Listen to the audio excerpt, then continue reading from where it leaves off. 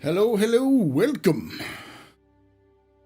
Stay a while and listen. How's it going, y'all? Welcome to the office hours.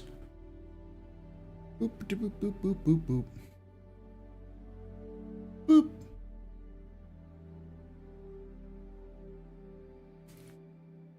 How's it going, everybody? Welcome.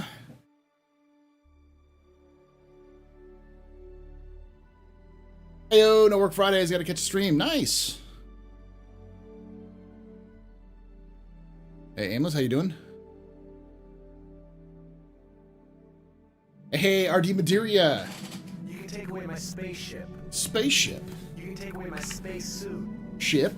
You can even take away my space lasers. Ship? But you can never, Ever? ever take away my space game.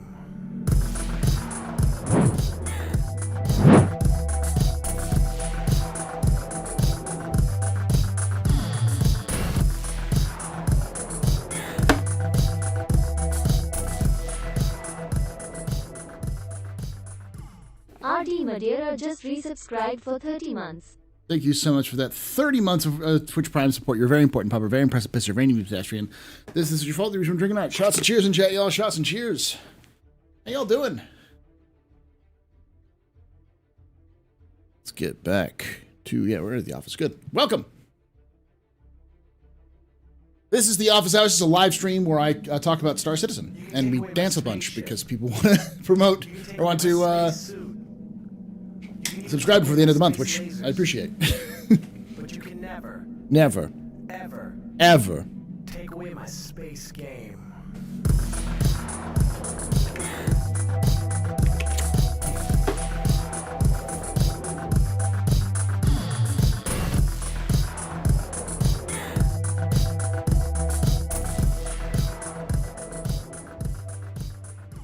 Shinobi Trip _ just resubscribed for 10 months.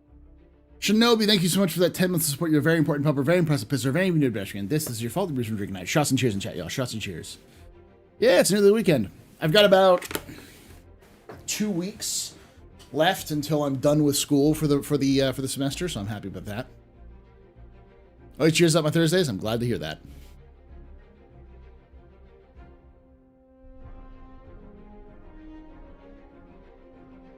Whew. Running a little late today, but that's fine.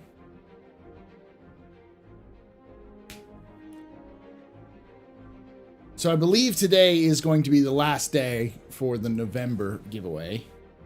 Let me check it up real quick.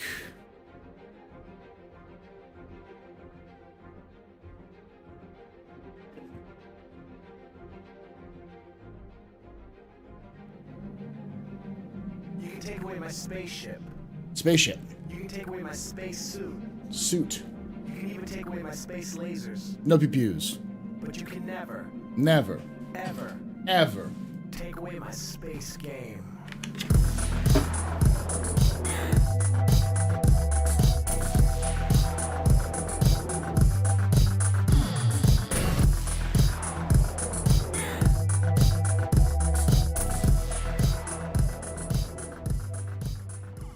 Joypop _ just resubscribed for 17 months. 07. Thank you so much for that subscription of 17 months there. Joy Pop, you are very important, Papa. Very impressive pisser, very new pedestrian. This is your fault. You wish to drink night. Shots and cheers in chat, y'all. Shots and cheers. All right. I didn't turn it on. Whatever. All right. Thank you so much. Probably get a little bit more. I'm gonna draw this winner though, real quick.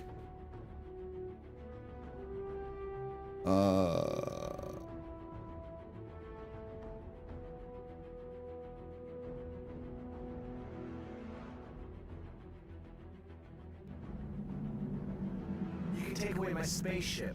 Spaceship. You can take away my space suit. Suit. You can even take away my space lasers. No pew-pews. But you can never, ever take away my space game.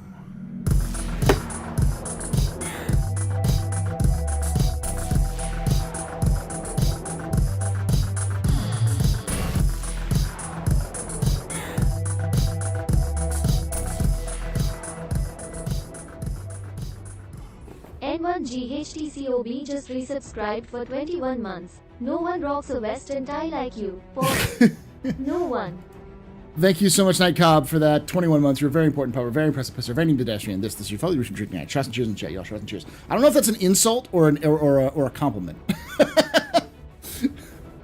Thank you.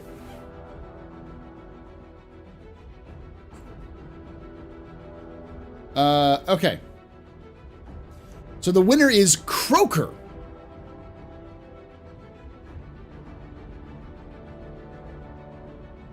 I have their email.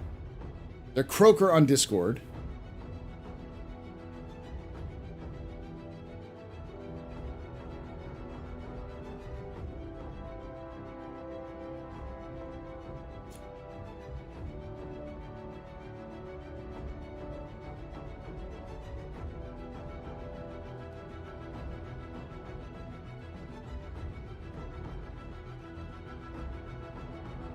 Trying to figure out how to look at their name.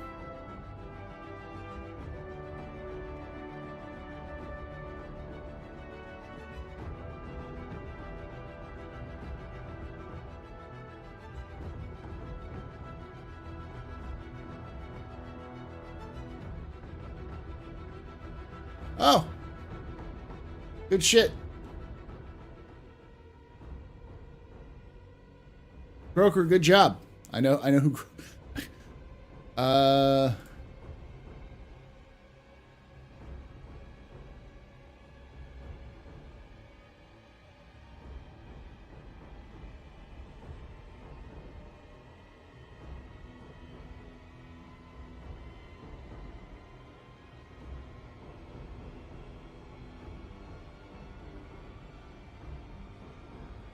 Trying to see who they are.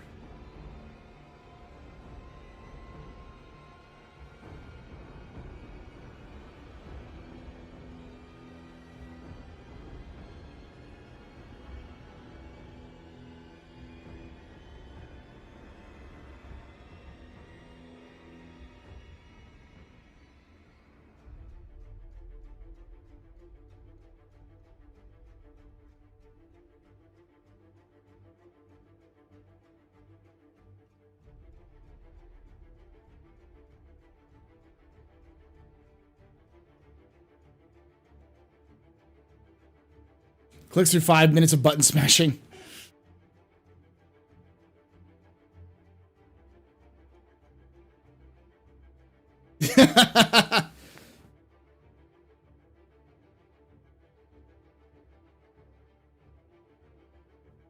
"21 months, Cobb mode activated." There we go.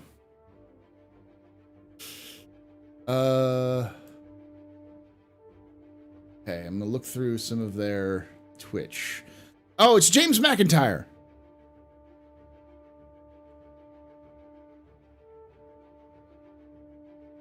I know that name.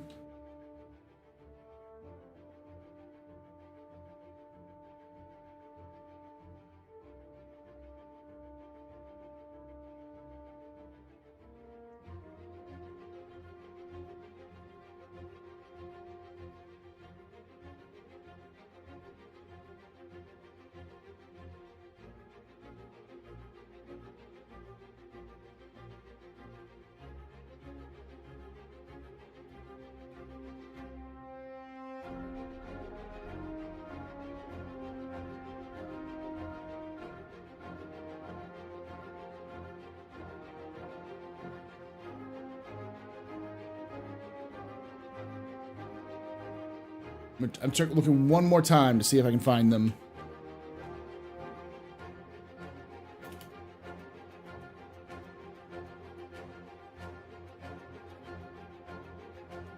Okay, I'll email them. Well, I'll message them on Twitch.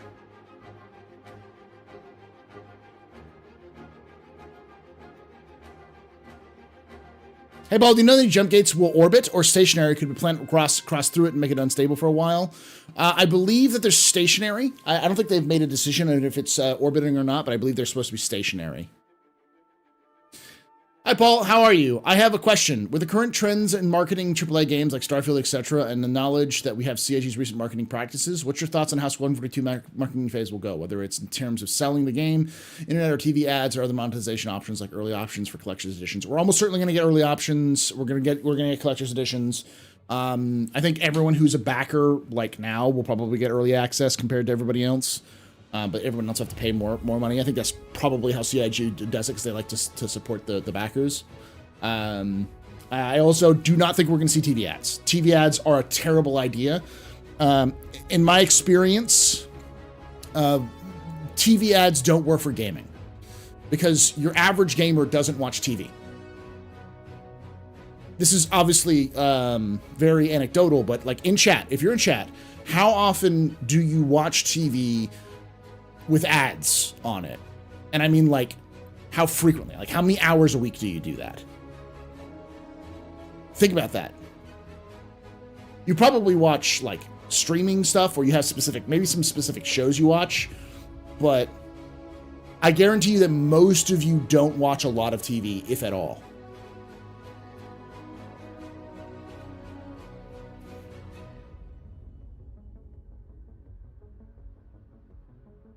And that's my point.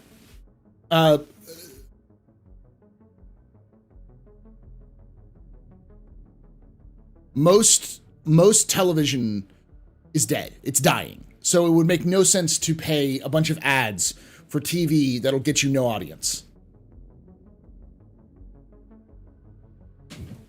TV's the thing I watch YouTube on, yeah? Hey, no speak.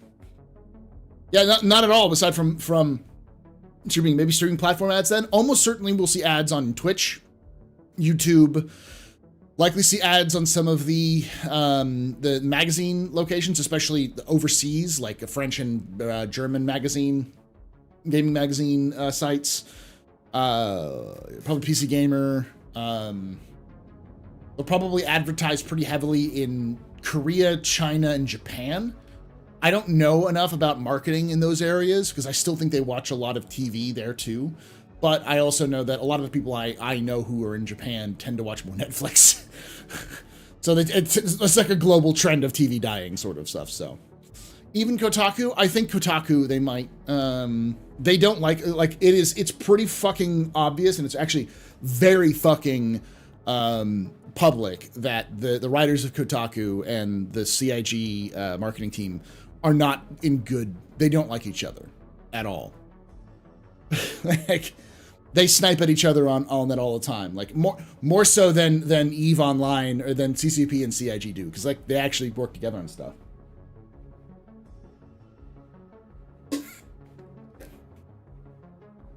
But most people watch YouTube, who are the demographics. So you might see some ads on like Hulu.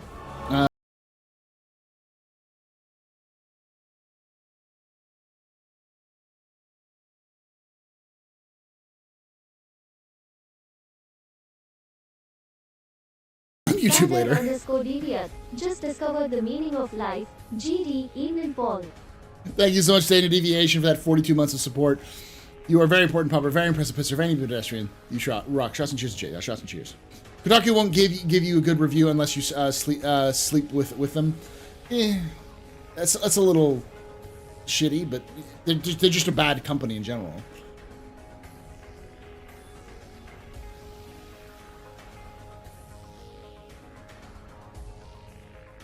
Yeah, but I'll also add some streaming, maybe some streaming platforms. And yeah. So like, generally speaking, you're gonna CIG, if they do their marketing well, they'll look at where their audience is. So they either pay for research, or they'll do it themselves. And that's what they like. For those of you who don't know, the reason why CIG's been advertising on YouTube for all the events is because they're gathering data.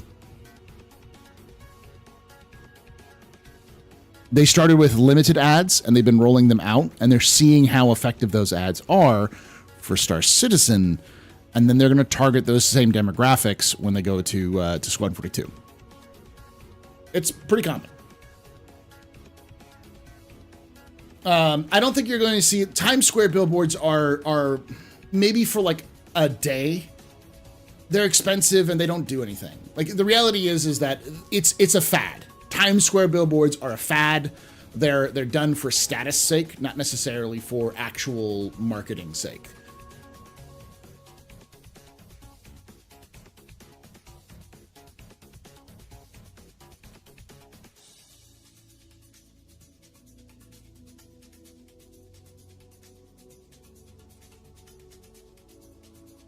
So yeah, I think that's how they're going to advertise it. I also think that we might see the actors who are playing in Squadron will be sent out by CIG's marketing team to do the rounds to promote the game, showing off clips and stuff like that. Almost certainly we'll see Mark Hamill, just because, based off of what I understand, Mark Hamill and Chris Roberts are really good friends. They've been good friends since the 90s, and Mark Hamill basically threw himself at Star Citizen, or it's Chris Roberts for Squad 42, to the point where I think his agent got mad that he did, because he's like, you should have let me know first. And maybe sponsoring some content if they're smart. Hey Victoria, how you doing, buddy?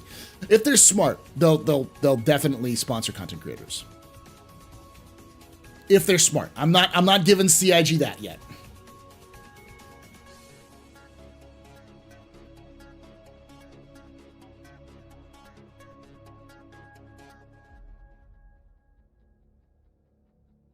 I think you'll definitely see Mark Hamill. You might see Henry Cavill. They might send oh gosh, Jack Houston around, because he's in it. He's maybe Liam Cunningham, almost certainly, if they can, because I don't know how his health is. But John Rhys Davies almost certainly will do that as well, because he's also friends with the Robertses. So.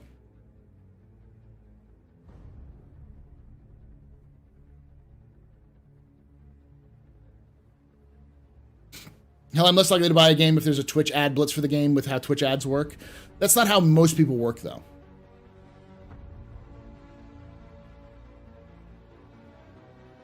I mean, let me put it this way. If anyone at CIG who has the power to talk to your marketing department, I was watching, the one thing I would always suggest is, you've been leaving out on the table a lot of good content that you could do, working with content creator specialties who do special content creation, giving them early access to things or exclusive access to things like interviews and such, or early access to specific arena commander events and stuff like that. Like getting a bunch of content creators together and giving them an exclusive early look at the latest line of arena commander ideas that you're running, and have them all make videos on it and post it, because they're always looking for content. If you get them online together for some PTU stuff and have them sign an NDA and then have them release it when you announce it, no one's going to complain. Are you going to complain if Voidy and Detox and Burks and Mike and I'm trying to think of all of the creators like Tomato and A1 and Noodle, or the creators who play the game and play those sorts of competitive stuff, or do a bunch of videos or get access early and get a bunch of videos. I mean, some people will complain because they always complain, but most people will be like, hey, this is interesting, I'm interested in watching this. So there's a lot of that stuff, which I think CIG is leaving on the table.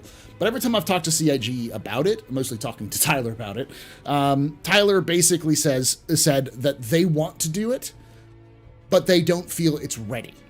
They don't feel like they're ready to do it. So,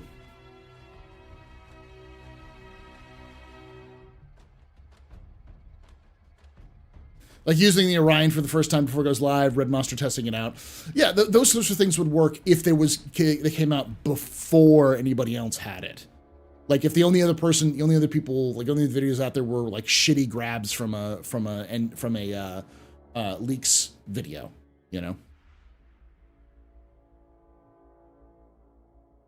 Surprised that there's no assault ships dedicated to carrying large amounts of ground troops, drop ships, and M2s. I mean, I think CIG might build that in the future. You can take away my spaceship. You can take away my space suit. You can even take away my space lasers. but you can never. Never. I saw the Night Cop Play a comment. space So. game.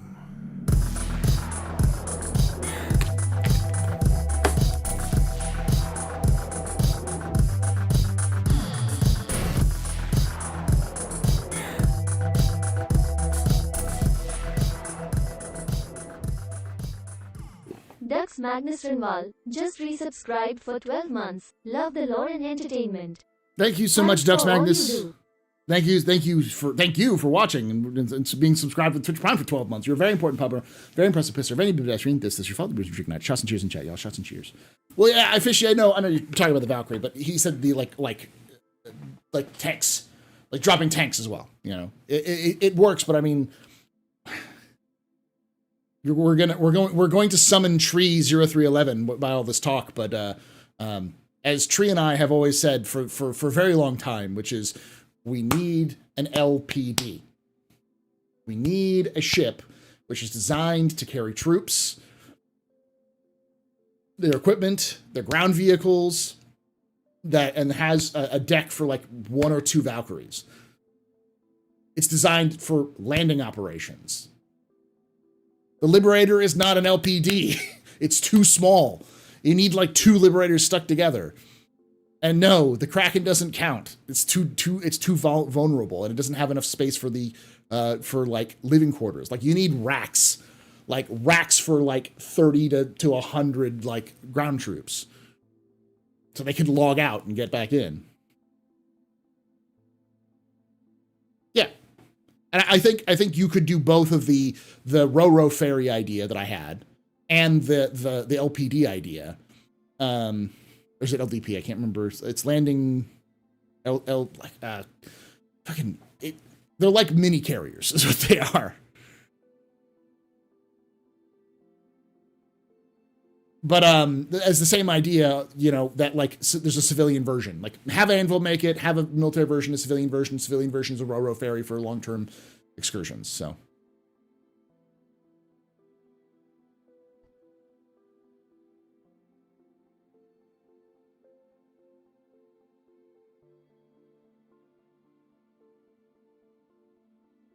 LHD. Thank you, Night Cobb. LHD. Yeah. Landing helicopter dock, right? Something like that. LHA. There's a couple of names for it. I think there's 3 different, I think there's 3 different classes, and they do effectively the same thing but slightly different. The latest one is called like the America class, I believe, in the US has it, but I think Night Cobb is right that it's called an LHD. Hey, Hyperblaster. I'm not surprised that we have no new info on the Pegasus escort carrier because the escort carrier is dead. I think the Pegasus is now going to be a history ship. It's going to be a lore ship, and they're going to replace it with whatever we saw the Bengal conversion that we saw.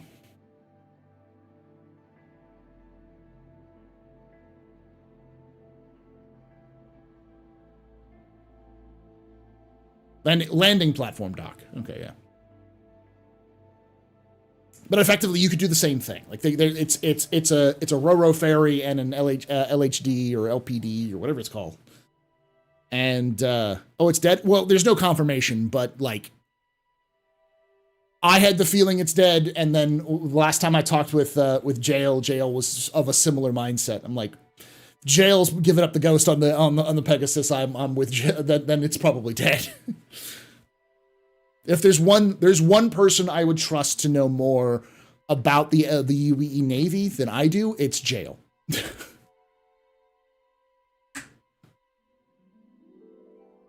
Yeah, go punch some Ninetails. I'm going to do so tomorrow and on Sunday. For those of you who have not experienced Senator Armstrong, Arm N Strong. Yes, that's what his name is. It's Arm N Strong. Arm M Strong. Yeah, Arm and Strong. It became a joke. Just kind of on a whim. Some guy decided that he was just going to walk to Ninetails without any armor on, And so we decided he was a senator, and we tried to protect him, and he ended up dying. So I decided to take on the role of the senator, and slowly the lore of Senator Arm M. Strong, M of course standing for Maximus, Arm Maximus Strong, is a senator who goes to these events and fist fights the Nine Tails. So I walked around with no armor on, just punching Nine Tails to death during the Siege of Horus, and with the rest of the stream, the rest of the chat and people hanging out, so running around being like, Mr. Senator, get down! And he go around, talk to other people and be like, I want your vote. I'm here to beat crime. I'm going to beat crime with my fists, you know. Inspired by, of course, Senator Armstrong from Metal Gear Solid. So. Yes, it's Arm MN Strong for Maximus Naked. There we go. Perfect. You can take away my spaceship. Vote strong. You can even take away my space lasers. No pew-pews. But you can never, ever take away my space game.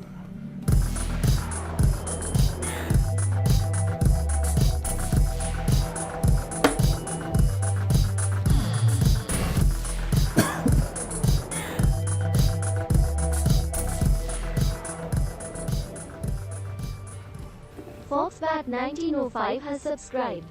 Thank you, Foxbat, for that subscription. You are a very important pupper. Very important, very impressive, Mr. Very new pedestrian. This is your follow drinking night. Trust and cheers and chat, y'all. Trust and cheers. Second ship tip between 100 and 200 USD. That's a complicated one. What do you want? Because, like, there's a lot of ships between 100 and 200. If you're looking for generalist, fudge. I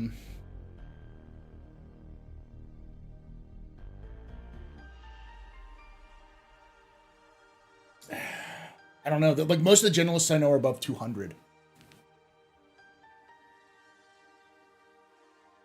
I mean, I guess the Cutlass is probably the best option. That or the Freelancer. The Zeus. I'll just say the Zeus. The Zeus, what's the Cargo Zeus? The Cargo Zeus would be what I suggest. Bit of cargo and soul, yeah, the Cargo Zeus. The Clipper, is that it? The Zeus CL? Yeah. CL stands for Clipper. This is a question for Execute. I mean, for that price, because the Clipper is like 180, right? It's the best. You're gonna get the most out of that because it's soloable mostly. So.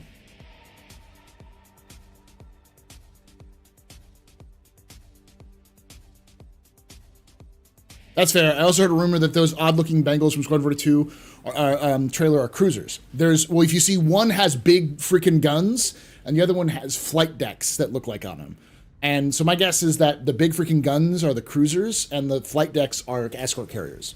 I think they're a case of reusing technology to take the Bengal carrier and then redesign them for use the same parts to make them more efficient, to vary up the fleet a little bit. So CL's $150, perfect. That would be the best option because it gives you a chunky ship that has multi-crew capability. It gives you a space for ground vehicle if you want a ground vehicle. It still gives you living space. It's big enough that it's going to probably have some decent because it's based off of an exploration platform. It's going to have plenty of range. It's the best all-rounder. Taurus is good.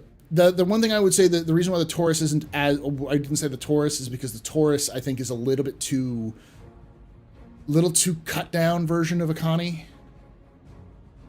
It's just not quite as good as the Connie Andromeda. It's good if you're a cargo hauler, but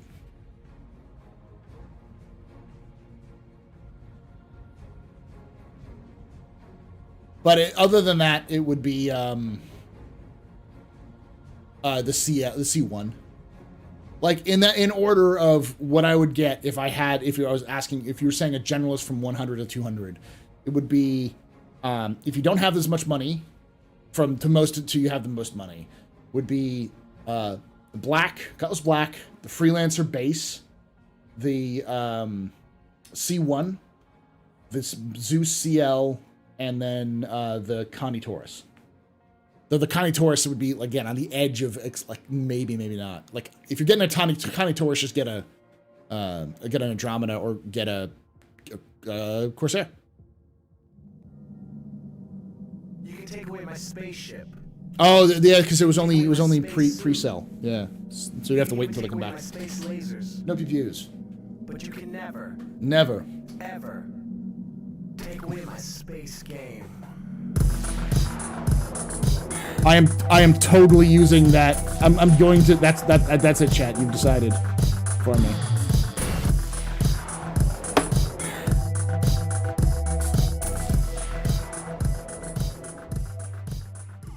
Iris Dread Tide just resubscribed for 11 months. Vote like your life depends on it. Vote strong. Vote Senator Strong. Thank you so much, Iris, for that 11 months of support. You're very important, Pumper. Very impressive, pisser. Very pedestrian. This is your fault. Drink night. Shots and cheers in chat, y'all. Shots and cheers. That's it. 2024.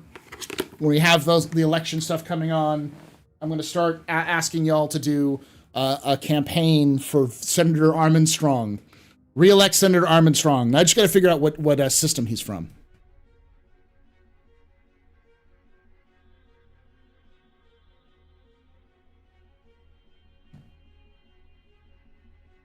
I think Magnus already has a senator. That's the only issue.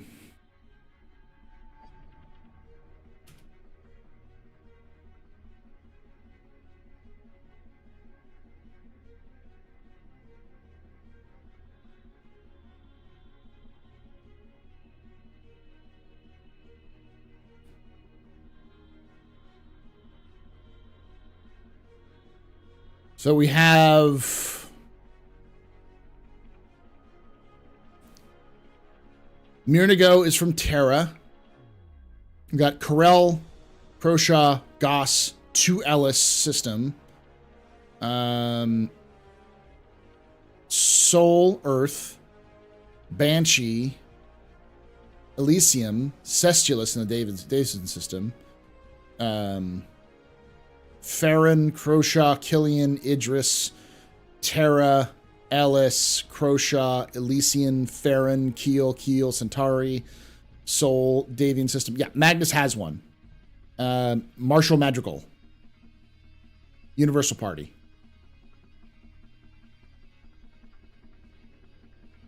So it can't be from Magnus.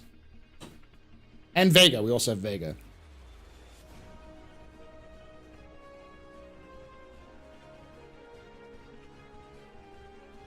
Yeah, maybe it's Terra. Terra has a lot, so. Where is Kastak based? Terra, I want to say? No. I think Kastak's based out of ArcCorp.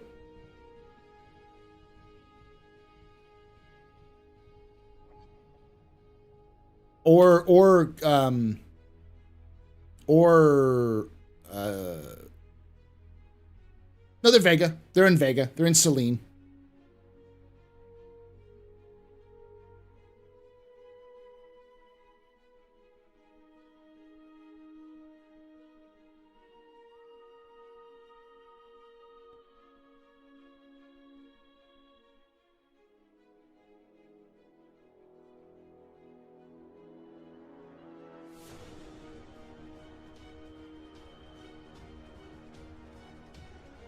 I have to look through the systems, but let's see which systems are UE.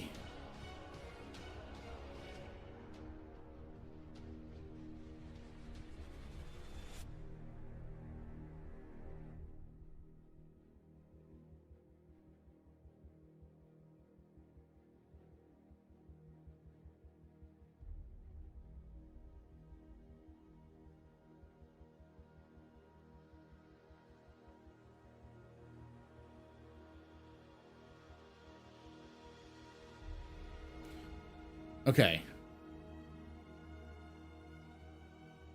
Baker. Baker's a UEE system. Castra, perfect. It's a system. It doesn't have a senator, I don't think. Armstrong is from Castra. We're done. We're done here. He's the senator from Castra.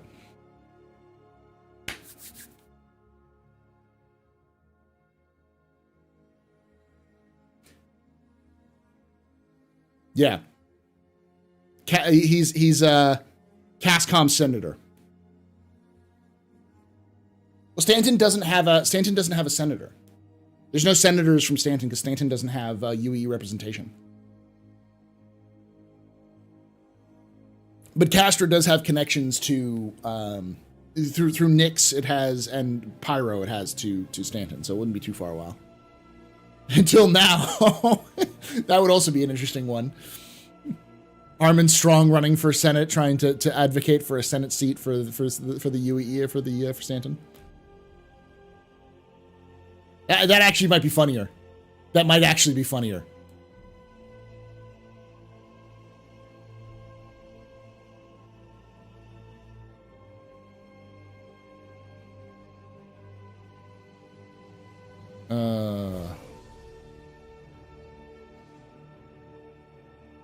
It's citizen. All right, pull that up real quick. Also, thank you for getting caught up with SC lore. Made it easy to have been a backer since 2013 and have been off and off for a while. I got to get part 4 done for my complete history of Star Citizen lore video. I like the latest lore video I did was fucking just took off like a rocket. And now a lot of people are finding my other stuff and are like, why didn't you do part 4? It's like, because I keep forgetting to. It's so long, and we're at the point where I have to put so much shit together that I'm like, fuck. I'm afraid I'm going to screw something up. So I just need to bite the bullet and get it done. I'll probably do it this weekend. I got to get the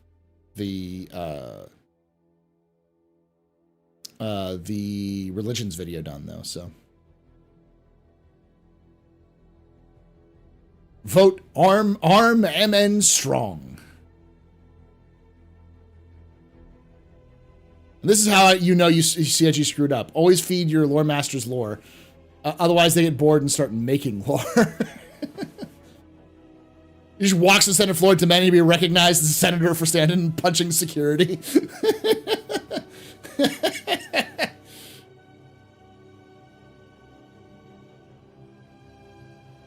I can, but I won't.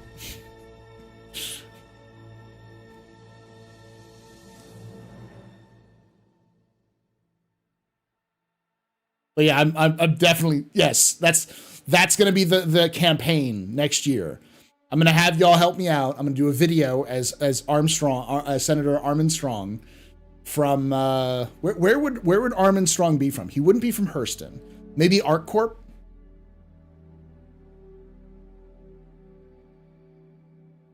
Damer. That's even funnier. No, not Damer. We have too many Damers.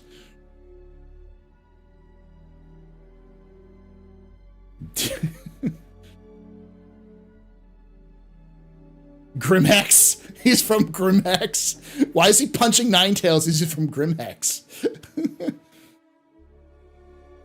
As an EVE player in a few other games I've seen a player government work. However, it does require limits placed in the devs to prevent excess harm to players. Yeah.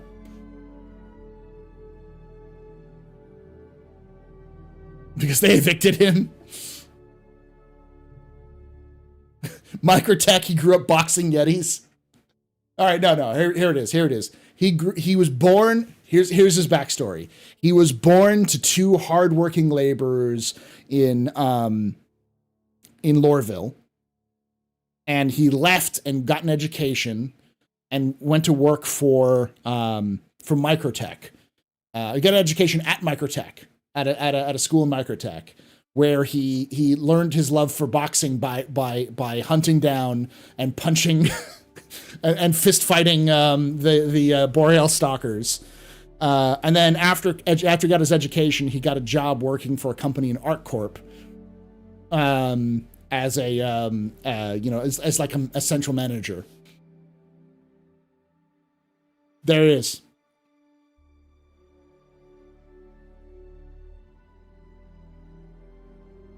You writing all this down? Yes, I'm gonna have to write this down. Hold on. I'm gonna have to make this the lore.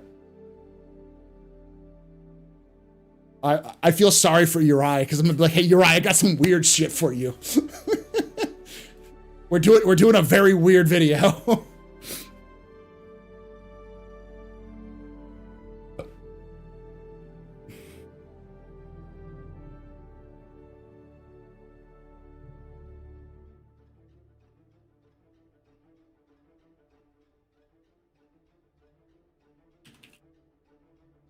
Born, Lorville.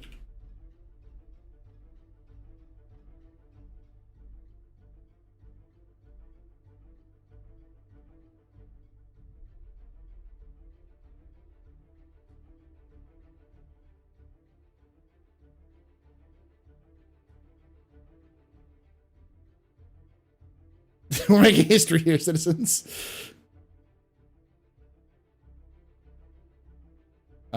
Educated in microtech. Okay, no. First job working for Crusader as Crusader security. No. That's too easy. He worked in Crusader as a dockhand, loading shit, and then he went off to found his own company in ArtCorp. Strong Industries.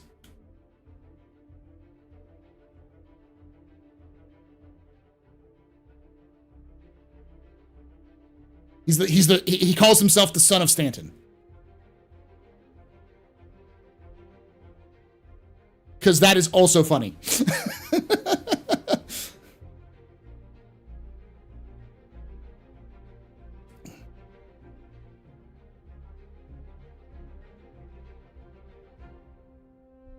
Released the first day of April. That is, I mean, I planned, because it's 2024 is an election year for here in the United States. So that'll be the perfect lore video I will do. I will do a campaign video about Senator Arm Maximus Naked Strong. The son of Stanton is his boxing name. Yeah, there we go. What's his personal campaign ship? That's a good question. Well, he worked for Crusader, so it's got to be Crusader ship. The A2. No, the A1. That's his campaign ship, is the A1. Maximum violence.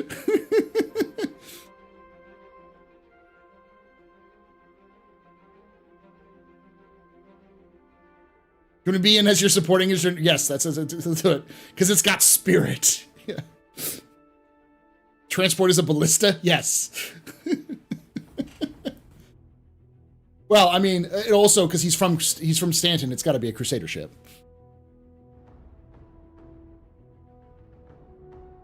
What if he, to pay his education, he worked in a reclaimer and fought Pyro whip crabs? No, he fought as a boxer, and he trained by fist fighting the Boreal Stalkers to gain their trust. So to help his best friend who was researching their behavior to become one of them, so that he could also, or that was his job. His job was to work with a researcher group to blend in with the Boreal Stalkers to help them study their behavioral habits. And so he got strong by fist fighting them.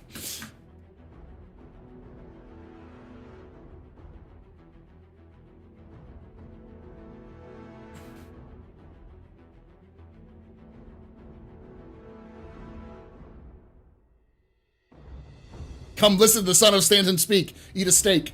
And then that got him, because he got strong having to fit in with Boreal Stalkers, that got him to become a boxer, which is what his still his passion to this day. After that, he went off after his education in microtech. He ended up going off to work for Crusader as a in their logistics department, and became the #1 boxing champion in Crusader Industries, and then turned his success around to start Strong Industries. What was the Strong Industries? Someone made a joke which I really liked about Strong Industries. Oh yeah, public outreach. That's even better. He was PR for Crusader.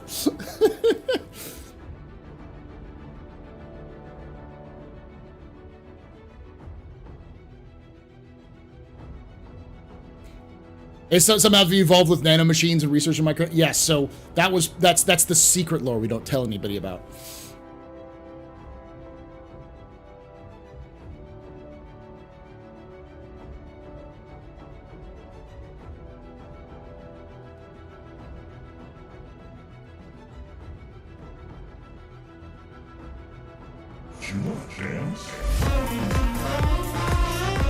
Hold on, Don, hold on.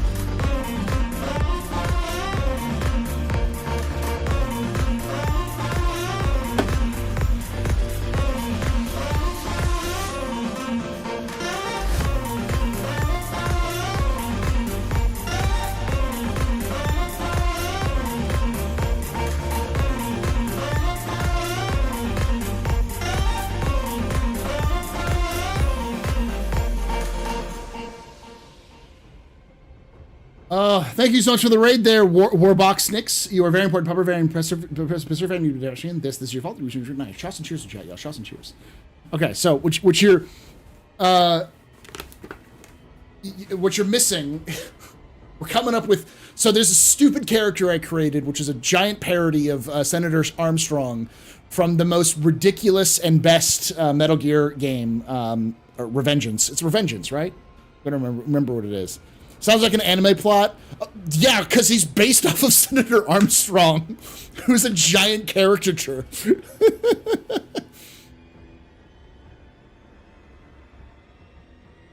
This is a joke. For those who don't know, this is how seriously I take my jokes. Of course, his campaign, yeah, Nanomachine's son, Rising Revengeance, yeah. His campaign, his whole campaign is about improving the lives of the people of the UEE through funding the military-industrial complex. We need to fund the military-industrial complex for genocidal reasons. There was an IC. We're gonna watch it here in a moment.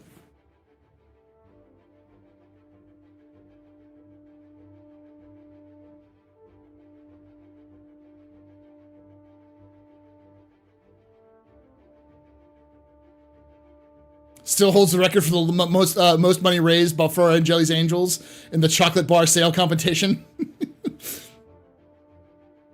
Oh, he's got to be a Saddle Ball player. Yeah. Oh, yeah. Son of Stanton. He's not satisfied until you're not satisfied.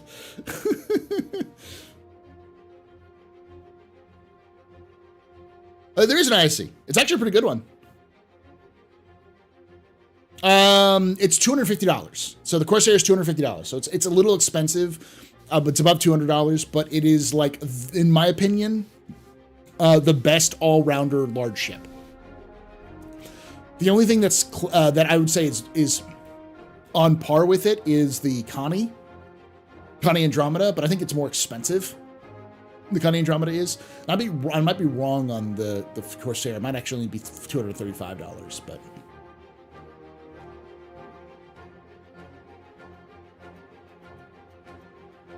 Senator Armstrong believes in a strong military deterrence. Yes. I hope you're doing this in view of your degree. It's somewhere.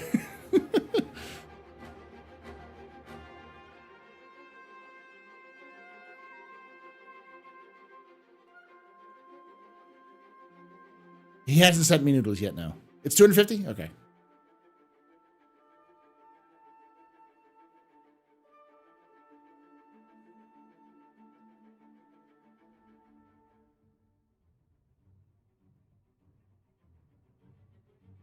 It started as a joke and is now continuing on to become a serious joke. I like that. Don't we own that guy? Microtech is like, do you tell him that? I'll watch from outside the splatter zone.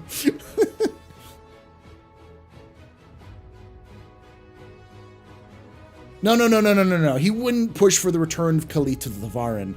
He would say that the Tevarin should duel the Imperator, and whoever wins gets control of. Suj Kosi should duel the Imperator, and whoever wins gets gets Khalith.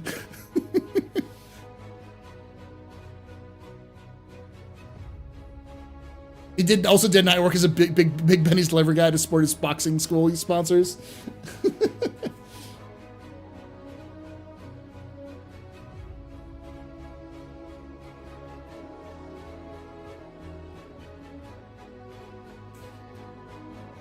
And so the campaign that he's going to do next year is going to be, he's not a senator. He just calls himself the son of Stanton, the future senator of Stanton. His campaign is to have UEE recognize Stanton as UEE. So he's running as the unofficial senator from Stanton. Oh yeah, definitely. He's definitely a UE Army guy. Yeah. The once and future senator. Yes. God, I love this. I'll write some of these down.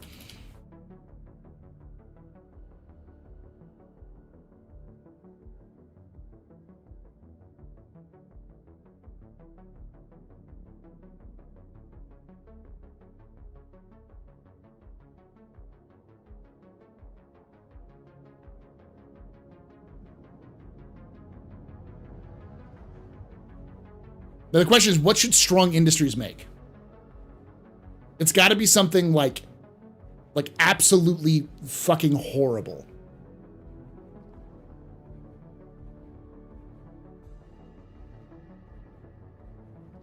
I'm looking at my doc doing that right now. Railguns, not brass knuckles. Precursors to antimatter weapons, yes. Okay, I like that.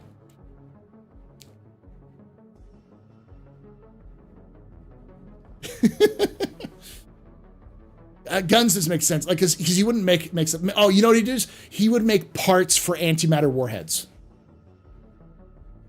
It makes the store.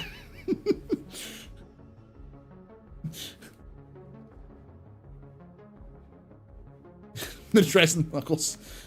He specializes in making parts for antimatter warheads, like screws. You know, or like bolts that are used in the construction of antimatter warheads, railguns, and chemical weapons. Giant fire axes.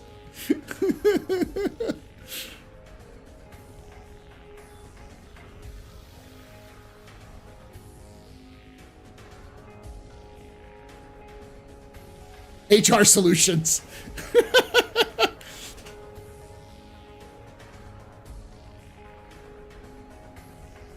The strong bolts, yes.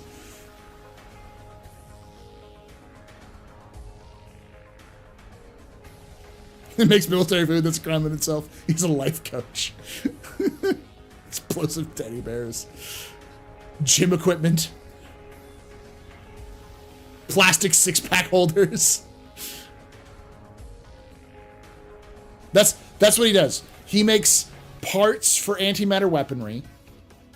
For antimatter warheads, like the casings for antimatter warheads, and he makes all of the plushies in Stanton. So that like the Pico plushies and the Finley plushies, he makes both. Gotta get me some of that GE action, and the what is it? The ball action.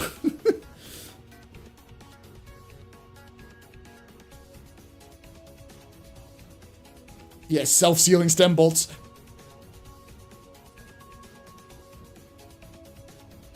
And refrigerators. Yeah.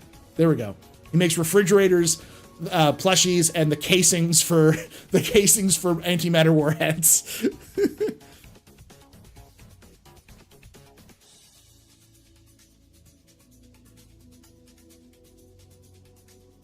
Yes, he was a collegiate Sadaball player.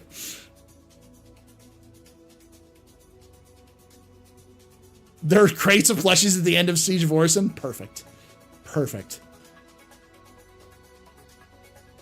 He makes elevators. Oh my fucking god, that's actually even better. Parts for antimatter warheads, refrigerators, plushies, and elevators.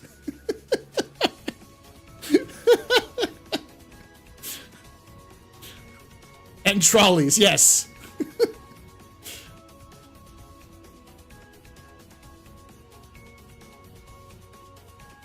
Yeah, not elevators. Yeah, elevator cables and ball bearings on the trolleys.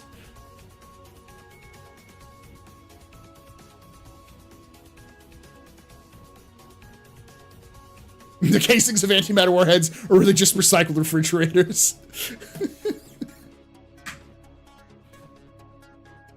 Oh, God. You could have gone pro, then he joined the army. Yeah, that's how he got a citizenship. That works.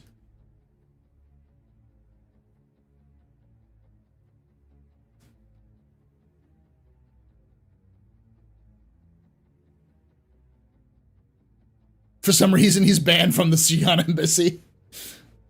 He's banned from the Xi'an embassy because he got them all drunk. And,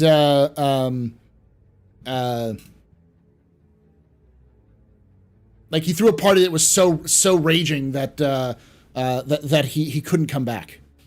I think I'm falling in love with this guy. he got his citizenship after Vega. So the joke would be he was on Vega during the Battle of Vega, and he got famous because he ran out of ammo and decided to fist fight a Vanduul and won.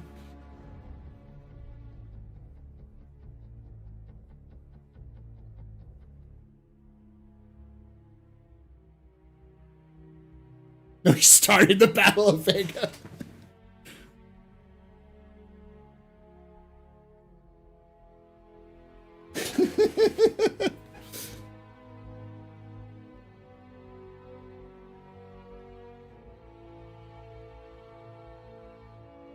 I kind of like that. He makes the metal shavings in the plushie.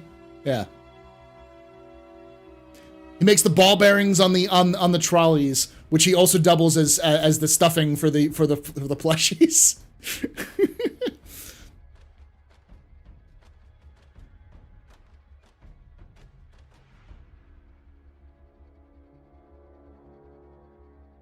Or something like the opening of F Troop. He meant to run away, but his troops rallied and won.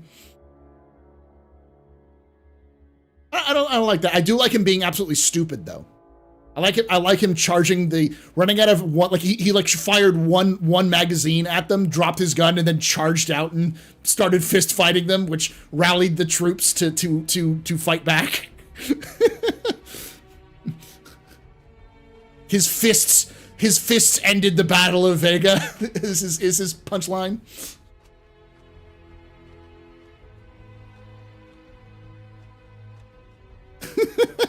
I'm writing it down.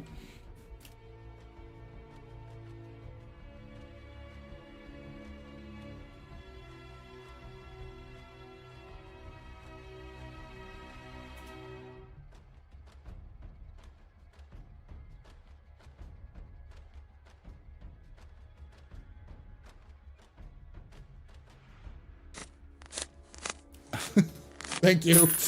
Hey, a tip. DMJ654 tip $10. Oh my god, the law for the Redeemer is that they were so afraid of the senior that they developed a ship just in case the dude went rogue and they needed to stop him. the Redeemer is the is the Hulkbuster.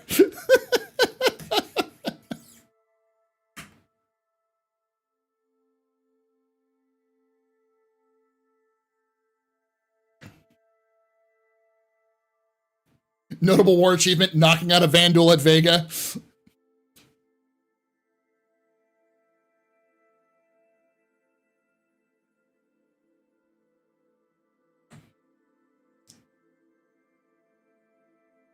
Makes ball bearings for the trolleys.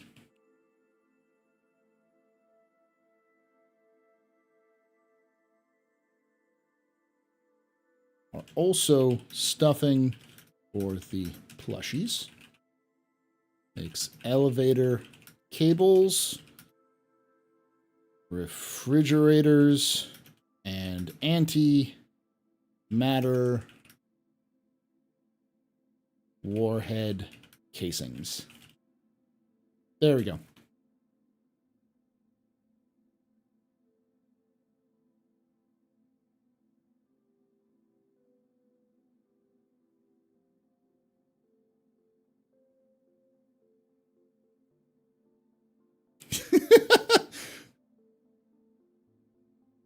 Recorded the line when he KO'd the Vandal. Should have worn armor, buddy. Write this down. Write this down.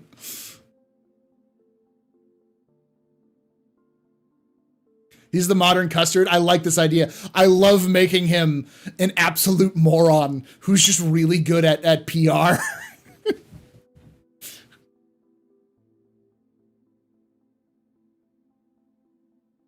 Oh.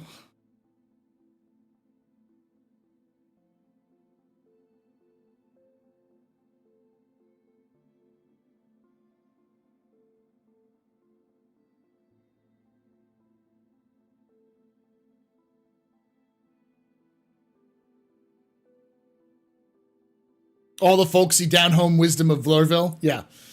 That's what I say. He calls himself the son of Stanton because he's born in Lorville, raised in Lorville. He's got raised with soot in his lungs, you know, kind of thing. Thank you for watching that, Captain Jacaro. This is the Chuck Norris of Star Citizen. Not really. Because like, okay, it's going to be complicated, but you need to like watch a summary of Metal Gear Solid Revengeance. Right, like Rising. It's Metal Gear Rising, right? Revengeance? I can't remember, because it's one of those things where like Revengeance is different from Rising. I can't remember the name of it, but help me out on that. But watch a summary of it. And I'm basing him off of Senator Armstrong, who's an absolute unit, but is also absolutely ridiculous.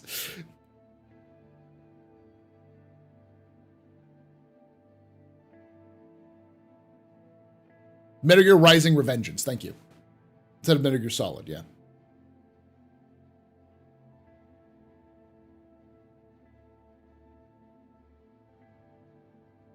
As an MGS fan, we don't mention that game. Listen, I know plenty of MGS fans who mention that game as a joke. Because it is a joke. It's a fantastic joke. It is nothing like any Metal Gear Solid game ever, and never will be. It is this wonderful, like fucking Devil May Cry, like fever dream. It is absolutely fucking insane.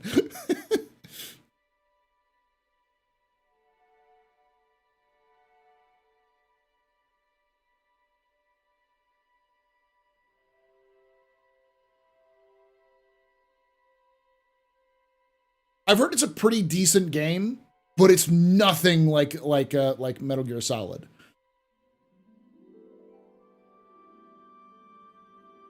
It's the Street Fighter live action movie of Metal Gear Solid series. I think that's a great way of putting it. It's fun as fuck. Like, just the premise is fun as fuck to listen to. All combat and memes. Yeah, the memes are the thing that's kept it alive. It takes itself so seriously. And it's so schlocky. Like, did Kojima even make this? I don't remember if he did or not. But like, the plot hinges on trying to bring back the war economy.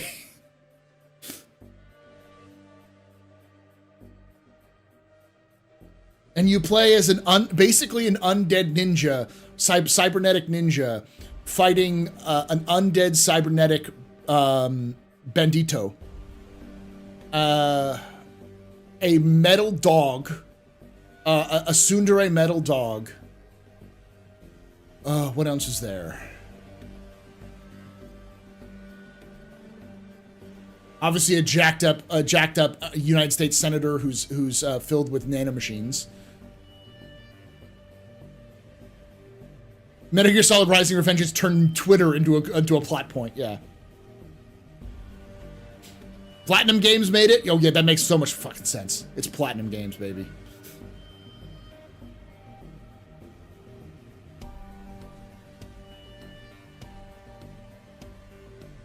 He's a satire of an 80s canon movies character, yeah. Sam wasn't cybernetic? I thought he was cybernetic. Maybe it was just the nanomachines, right? I'm making the mother of all omelets here, Jack. Can't fight over every egg. Sam is an exoskeleton, okay. So yeah, it's a bandito and an exoskeleton, a cybernetic ninja.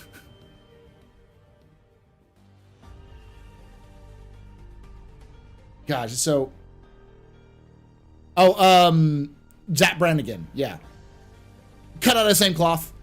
It's just Zach Brannigan is a joke. Senator Armstrong is a joke who's also one of the most scary and intriguing villains in all of video game history. At the same time.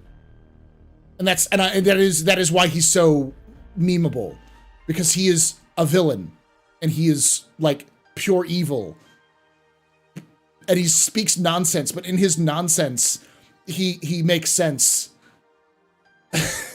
He's like if you took like a really good Marvel villain and then ran him through like a Xerox machine like 1,000 times and then turned it into a meme.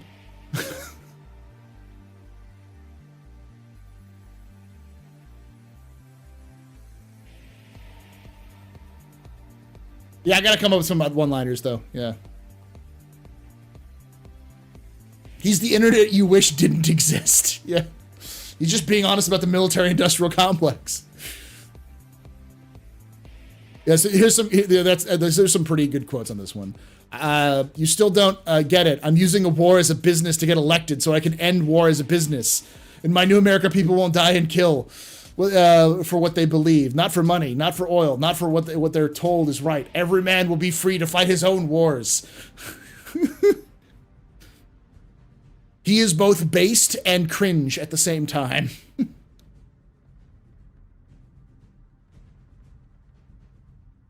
Okay, Paul, you need to write Star Citizen story about this guy. But, I mean, what I was talking about before was Rediger Cell Revengeance. But yeah, that's the inspiration is behind it. Like, less stuff like that. Aren't all politicians evil? Yeah, but, like, he makes sense. That's the evil part. Like, you hear him talk and you're like, okay, yeah, that makes sense. I don't want people to die for like stupid reasons. I want people to fight for what they believe in on their own, for themselves, rather than being told what's right. It's like, that makes sense, but everything else around that is total garbage and hogwash. None of that is real. Are we talking about a Kissinger? I'm not gonna bring that up. Yeah.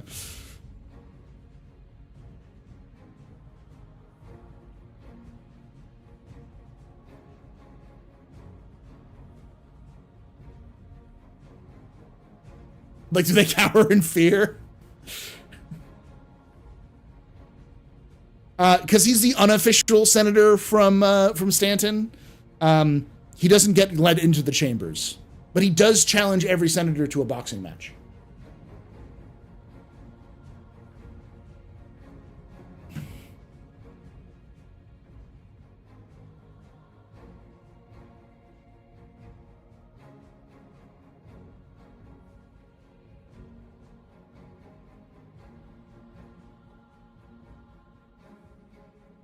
Do you think space station or player space stations should be a thing? Oh yeah, for sure. Question: what's your favorite personal cargo ship in game? And since they took the commodities out of the client files, do you think they should post trade data on the TTDs on big stock market style screens? I think they should. Yeah. My favorite personal cargo ship, like small personal cargo ship, is the Freelancer. I think it's the best for its size and what it does. But it needs an interior rework for sure. He's like Teddy Roosevelt with the morals of Nixon and the technology of mecha anime. Senator Armstrong or Senator Strong? Because, yeah, both.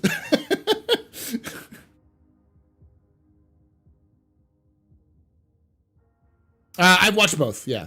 I don't want to talk about it too much just because I don't personally have anything in there. I mean, I like abs, and people shouldn't be doing shitty shit. But I'm not going to kind of talk about it too much because I think A1's video speaks for itself.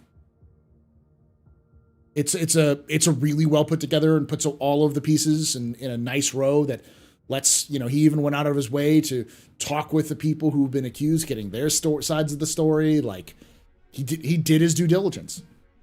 And I think it spells it out, but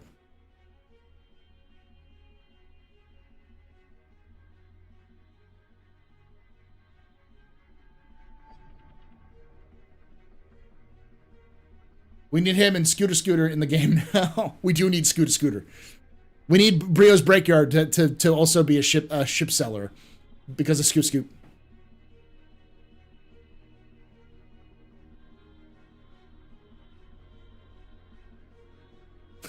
Leave the drama out here. This is our safe space to talk about batshit crazy things like Senator Armstrong.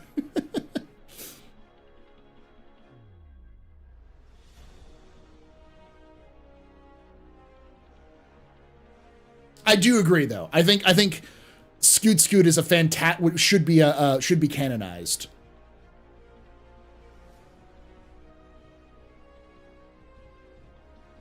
I'm gonna start telling people that I'm voting for Senator M.N. Strong every time I'm in the PU. Do it. All right, let's watch the Pyro playground because it's 16 minutes. It's a pretty good video, and we're gonna kind of talk a little bit more about this here. At CitizenCon 2953, the first version of a playable Pyro made its debut, allowing citizens for the first time to travel beyond the reaches of the stand system and experience the lawless, chaotic frontier that awaits them just around the proverbial corner. This Pyro playground then migrated to the newly implemented preview channel, where it opened to players worldwide to experience just a glimpse of what's to come. And so, this week, because it was a giant milestone in the development of our project that happened entirely while we were all off on our CitizenCon hiatus, and because we have lots of shows and question, thoughts on 322 live release? I think it's coming out in the end of December, probably. I don't know what's going to be in it, but 2024 scheduled to follow up on all those other things you first saw at CitizenCon. Here's our look at the Pyro playground. Who wants some noodles? You want some noodles? Hey, monsieur, do you want some noodles? Noodles! Who wants noodles? come visit Orison, the city in the clouds. Don't make me do it again. Don't do it again, CIG. Don't do the one thing you're good at. Hey, do you want some noodles? Come and enjoy some noodles. Who wants some noodles? These are the best noodles ever. No one else has done noodles like this before. Noodles. Best noodles around, right here.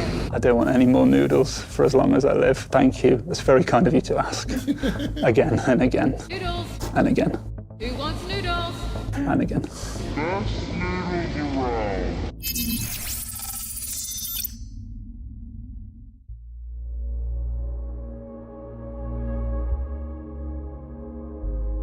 Pyro Playground was really just a snapshot of where we're at in the process. We didn't want to release all of Pyro, so it was really just Pyro 1, 2, and 3. We didn't have all of the content. By the way, idea for some merch if y'all down for it. A tiny little cute C-nut with giant anime eyes next to a box of noodles, and it's with the quote underneath it, who wants some noodles? I'm gonna put that together for the release of Pyro. Or features, but it was a pretty good chunk of it. It contains a certain subset of locations to go visit, a certain subset of missions that we want players to partake in, and it's just a chance for players to experience a cross-section of where we're at currently with the Pyro system. It allows us to have a look into the new unique systems we've built for Pyro, things like the solar flare, things that make Pyro feel more unique to Stanton. Instead of us always showing players, we wanted players to be able to play it and see what we're seeing and test it out, and then also allow us to get one step closer to an actual release. The tech preview channel is a way for us to test out different content or different tech initiatives. So the idea would be that you're playing whatever is on live plus this little snippet or shelf of content or feature that allows us to try it out and make sure that it works before we take it to larger audiences. A lot of times when we use just the PTU build, there's so many different layers of bugs and issues that we're So I'm currently in Quantum. That CME sound effect got me to look up. Yeah. I hope that there's a lot fewer spots for refueling and rearming. So the thing is that a lot of those places will be under control of various organizations who you're going to have good relations with to even get those access to those options. They just don't have, they mention it later in the video, like they just don't have the factions ready yet. So trying to work through that a lot of times the feature that we're trying to highlight or to really get a lot of feedback on is behind all of these other things. So this allows us to test out just a very, very specific thing. When we put things on the tech preview channel, it'll never be permanent. Also, yes, you're going to get some Senator Armin Strong merch. We'll do it. Vote strong. It's really just a way for us to gather information or test things out and see how it's going. And then from there, it will always be pulled down and then follow the proper pipeline, which would be going through PTU environment, then finally being released on live. When we've done demos in the past, there is a golden path, but with this, we wanted it to be like a golden sphere. If you wanted to do cargo or mining or salvaging or racing or piracy, whatever, there was something there for you. Also probably much more spread out. Yeah, there's going to be more locations. They've shortened Pyro from being 13 AU to 9 AU, so.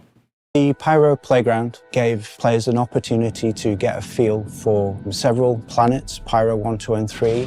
They do have lore names. Bloom, which is Pyro 3, and Monox, which is Pyro 2. And Pyro 1 itself doesn't have an official name because it's such a barren wasteland, so there's never really been any mining or industrial commercial enterprises on it.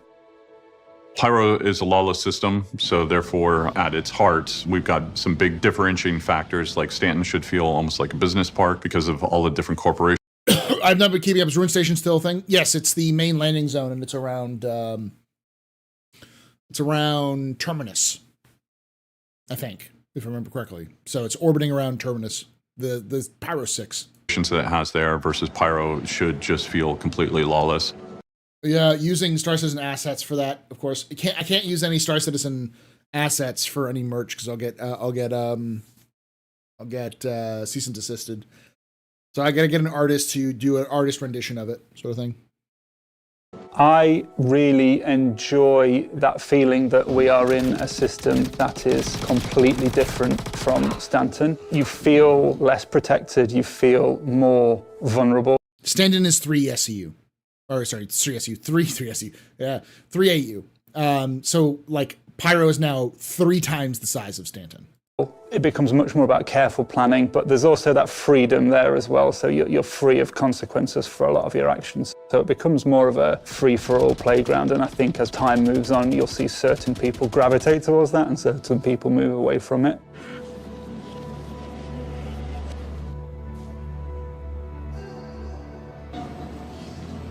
The interiors of the Pyro station were designed with modularity in mind, which means each rooms can be separately transformed into either a rundown or an abandoned state. So this gives more opportunity for gameplays and new atmospheres for the players.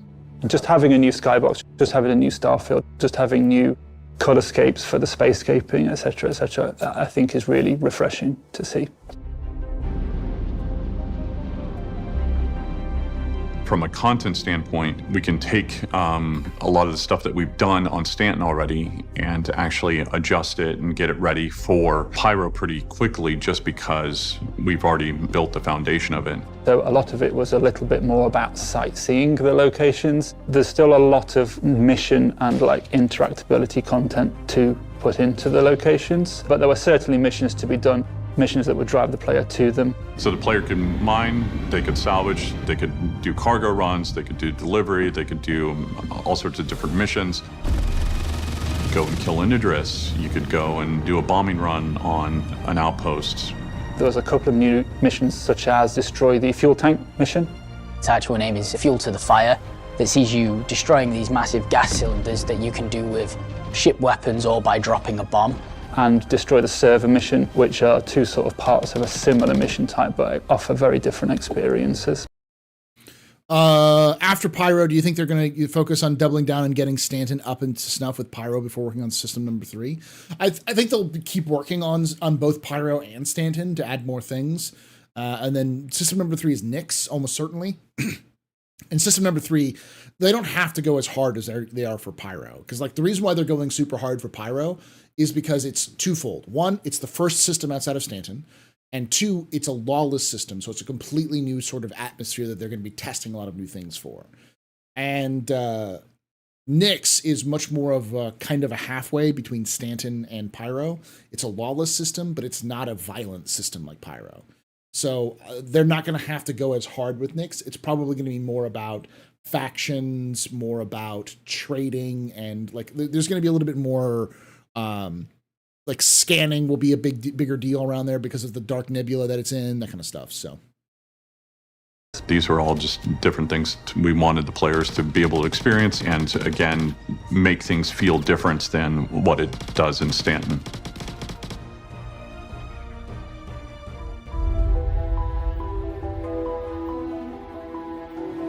Hey, Bits, how you doing? While I was involved in the development, you only get involved in certain aspects, so you don't see it all as a whole. So when we did internal playthroughs and I hopped on with some members of my team, we decided we was going to play one of the missions that we hadn't played. The mission was amazing, it was very atmospheric. The AI were reactive, we barely got out alive. And then we had this warning of a solar flare, and we didn't know what this was, so we was like, oh, this is cool. So we stood on the ground and stared at the sun, wondering what it was, because I believed, and I had told my team, that it was more of an EMP, completely forgetting that it's more of a deadly dose of radiation. When the solar flare happened, everybody on my team fell to the floor, instantly dying with an intense hit of radiation. And it was an amazing experience.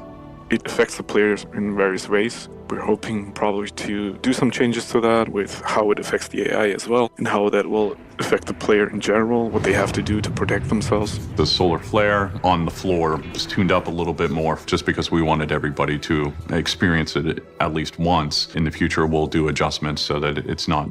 How frequent were the solar flares? They're pretty frequent. I think they were randomized, but I think they could come every 10 minutes or a little bit later, and then some of them could last only a couple of seconds, or a lot of them would last like 5 minutes straight.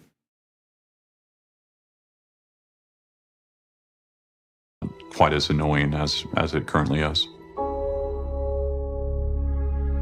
Nyx isn't supposed to be as violent as Pyro. Players will impact in random ways, though. Yeah, but I mean, that's what I mean. Like, it's going to be more faction-based. So, like, you're going to get tramped on. Like, if you're in Stanton in the future, you're just, the security or the advocacy will just show up and smack you hard if you're fucking around too much. And that's going to be the same way with Nyx, unlike Pyro. But because it's a lawless system, it's a place where outlaws can go to. And set up shop or people who don't want to live in the UEE but want to live but don't want to live in Pyro sort of thing. So it's gonna be that kind of, yeah. Strong doesn't die from radiations. Love the fake outs. The radiation level is normal. Bam, CME. Yeah.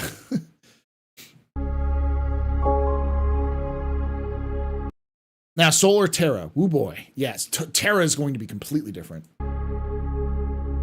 One of the cool things that we got to experiment with Pyro, we basically taking consumables and props to the next level. As a team, Interactables took charge of creating all the new food items that you've seen. Basically, we had to reinvent the way props have always been done. We've had to create kind of a new style, which is the improvised style, because everything in Pyro is, scrap, it's trash, it's things that have been repurposed. We didn't have any of that stuff, so we had to do a lot of development.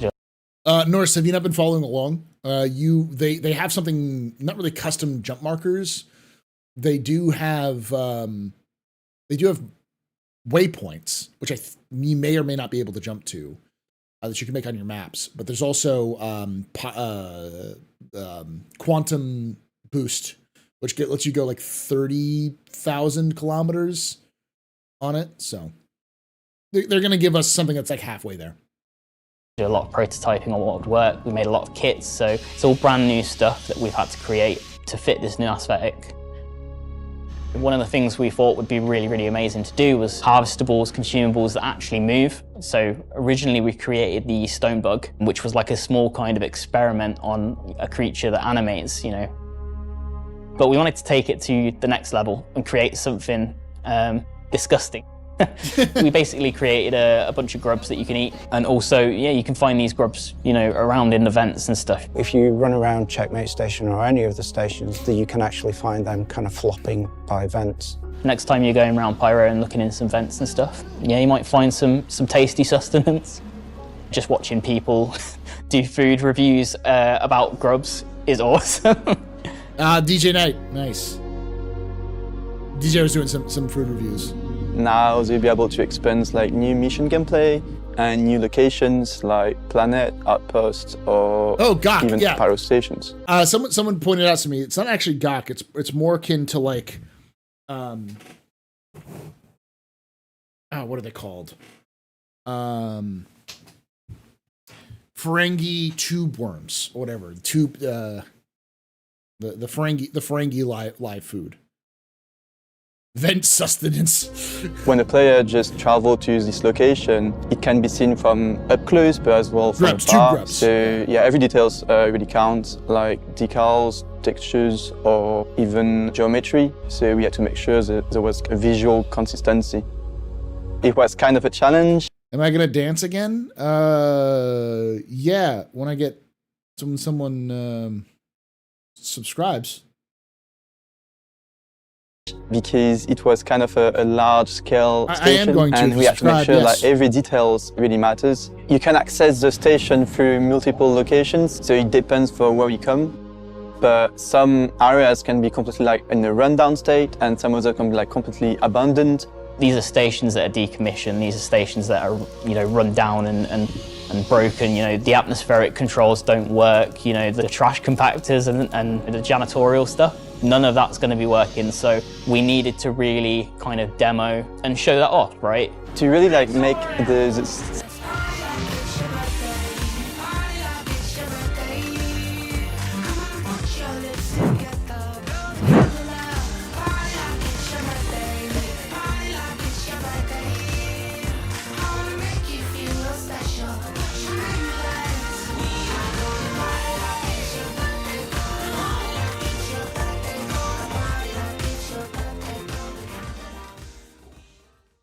Griffin Gaming RP just got a sub from Mr. Goldember. Mr. Goldember gifted a tier 1 sub to Griffin Gaming RPG.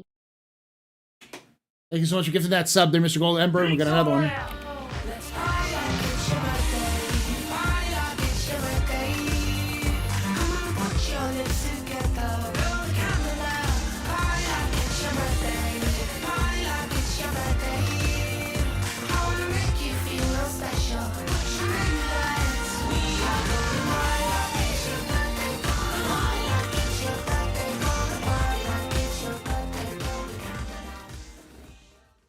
Caveman Crafting just got a sub from Eris Dreadtide. Eris Dreadtide gifted a tier 1 sub to Caveman Crafting. Thank you so much for gifting. Given 5 gift subs in the channel. Thank you so much for gifting that sub to Caveman Crafting there. I wish you a very important pub, very impressive, sir. Very needed dressing. This is your fault. You're drinking that. Shots and cheers in chat, y'all. Shots and cheers. No, those strong dances. Of course, strong dances. But he only dances at military balls and at fundraisers for the military industrial complex. Stations in Pyro really shine and be where are the overlords? They need to get the faction systems in before they do the overlords. Completely the opposite of Stanton. We implemented like new parts, like the damaged parts that you can see on the exterior, and they are fulfilled with a lot of asteroids and debris all around. The Pyro gangs are not going to be worrying about where the trash is going. They're just going to be shoving it in a corner and it being done with. So a lot of the props exploration with trash was building massive trash bags and enabling the environment artists to then go and place them and create these massive like trash piles in the corners of stations, which is really awesome. With the rundown environment, you feel like everything is completely destroyed, falling apart, but still kind of occupied by the AIs. Rather than in the abandoned, there's like less movements. It's just like a space for you to make discoveries and explore the stations. Players were able to explore the space stations, explore all the alternative pathing within the space stations, but go to all the derelict outposts, solve some of the puzzles, have combat in the outposts as well. So yeah, you can really feel this sense of danger coming from Pyro. It's not we're building a tech preview or anything like that. We're just building Pyro. And so everything that you're experiencing on the tech preview channel is what Pyro will become. There might be slight modifications from there, but the outposts where they're placed, the space stations where they're placed, what encompasses all of those stations and content is what Pyro will be. All we did was we just held back 4, 5, and 6. And it really was just making sure that it feels like our live product.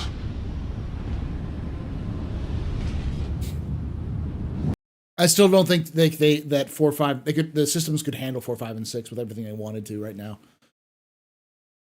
They may not say that, but I could be wrong. But it's not the first time CIG has lied by omission.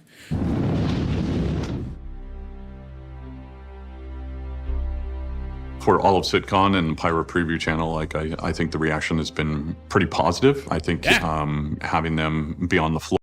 For those of you who were with me, I'll kind of talk about this real quickly. When we did play a little bit of the Pyro Preview, if you saw the people playing it, it was really fun, mostly because it was different. But it wasn't because it was different that it was fun. It was different and it was fun. And because it was both, it was interesting. It was like playing a new map on a game that you've played the one map this entire time, and someone comes out with a new custom map for you to play on, and like say Arma or like another Battlefield or something like that, and suddenly it feels fresh again because they've kind of redesigned how interactions work. But on top of that, it was also like new things added that were interesting. So I'd say that. Floor and being able to play it, at least for me, that was one of the highlights. For us, after putting in many months of work, it was really good to get that sense of validation. It's really, really heartening to see how positively everything was received. I mean, particularly with the outposts, we wanted to give an entirely new experience, so it's always gratifying to see people playing our content. I know our team specifically, like we've been working really, really hard to bring these new interactive items, and lots of people have been posting and talking about it, which makes us super, super happy. We're always sharing the clips around, and just motivates us to want to continue and do even more cool stuff. To see people play it and have a lot of fun, experience the new missions, experience the new content. When we build our modular systems like the Eliminate All mission where you're just sent there to kill 10 people, Pyro has a nice way of adding a new spin onto it that makes people feel refreshed. The implementation of Pyro system is going... That spin, by the way, instead of 10, it's now 40. to make starcitizen grow as a game and finally open the gates to new possibilities in terms of gameplay. So what happens going forward? It was different because it was it was fun because it was different, but it wasn't just fun because it was different, but it was also fun on its own. So, like I said earlier, it's the whole concept like if you play a new DLC for a game you've played before, you'll enjoy it, but unless it adds enough content and enough new spin on the gameplay, you won't like it very long. But if it does, like if it either changes some aspect of the game or kind of like twists something you're used to, you might stick around to it. All of the best expansion packs have done that. And Pyro felt like a good expansion pack where it was familiar enough that you understood how everything worked, but it was different enough that you had to learn new ways of approaching the different areas. But it wasn't like a lot of people will call it Red Pyro or Red Stanton because it's just Stanton but red, but that really wasn't the case. Forward is that we'll continue to harden and continue to get ready for the actual real release of Pyro and get all of the content in and make sure that It's working with all of the different AI aspects or systems that are coming online and do more tuning passes. And then there's the actual technical aspects of getting server meshing ready and in order to make sure that it's the best experience when we... I don't know if it, I found it really weird they talked like everyone had access. In reality, it was a small group. I don't know if it's a FOMO thing or they're going out of their way to not mention that you needed to pay for access. It might be. I also think that they probably just legitimately think that most people had access to it. Again, like, don't attribute malice to something that could be attributed to, you know, in this case, not really stupidity, but just like ignorance. We actually do the full release of 4.0. A lot of the things that we know we still have to work on is performance, particularly optimization and performance for the locations. There's a lot of content streaming in and out all at once, particularly at ship speeds when you fly super fast over an outpost. And we're really, really wanting to expand the AI experience within each outpost so that it's more of a fuller seeming. People are doing logical things in these outposts and it's not just lots of people. It's a bit gaslighty.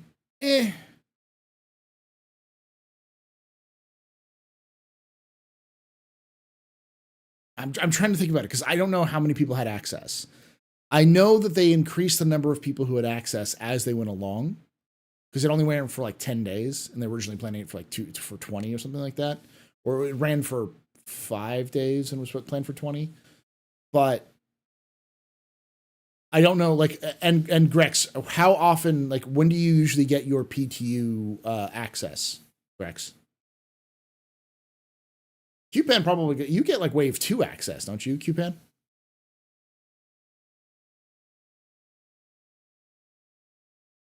A lot of people had access, but they didn't have the work. Because I don't know what the criteria was. And I know it was confusing because they said it was a lottery and then it wasn't a lottery and then all kind of stuff. Wave 2 or 3. They didn't really open up beyond the initial group. They didn't have new waves coming out for it. It was just a single wave. Did most people in your org go to CitizenCon, Baston, or most people of them, are they mostly subscribers?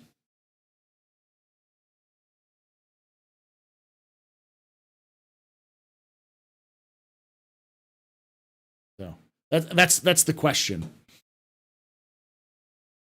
Think you had access?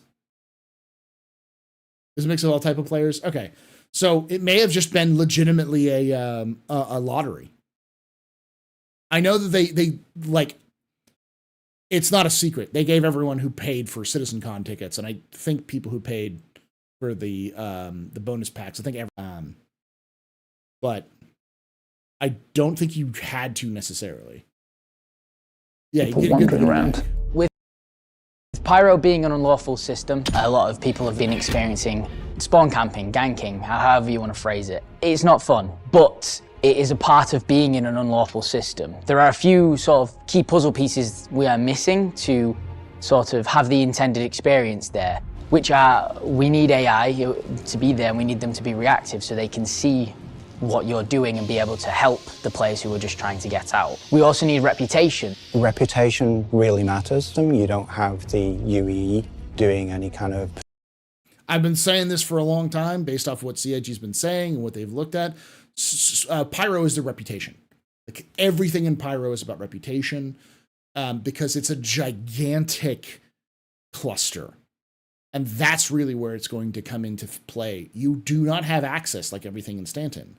There will be places you can't go, stations you can't land in, those sorts of limitations. That's the reason why they've been like hyping up a lot of this other stuff like refueling and repairing and those sorts of, refueling really with the Starfarer is because you won't have access. Even as a neutral player, you probably won't have access to certain areas just because you can't. Like maybe, especially if you're a neutral player, you may not be able to go to Xenothreat to Ruin Station because of that. So, but the problem is that if you do missions for a specific faction, it'll lock you out of access to other factions too. So we need them to talk. Say it, Elliot. Patrols. If someone is sat there ganking people coming out, it get to the point where rough and ready are. Oh no, everything in Stanton will be reputation too, technically. But you're like, just because you're friends with Hearst and Dynamics won't lock you out of access to Microtech. Like, it'll just change what you can do with those groups. So, Argo Carbon, yeah, with the gun, with the Argo like quad cannon there. That sicken you. You're not allowed at their stations anymore. You're not. Locking us out of events would be bad. Oh, they kind of already lock out of events. Like, you can't go to events if you're a criminal right now.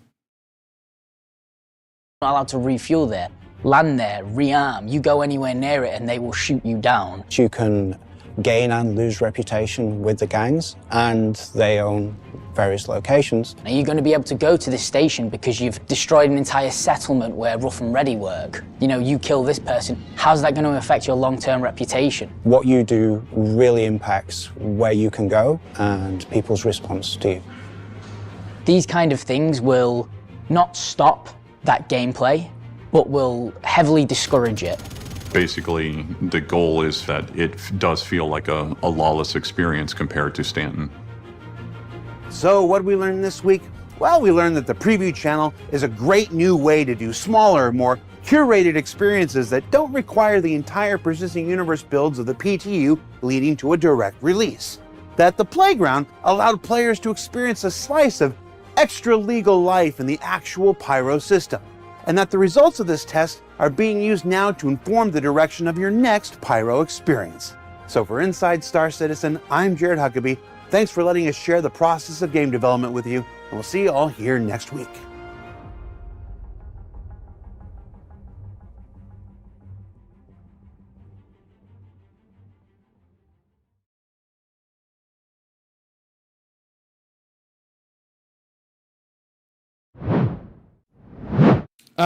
We might get a new, didn't mean to do that.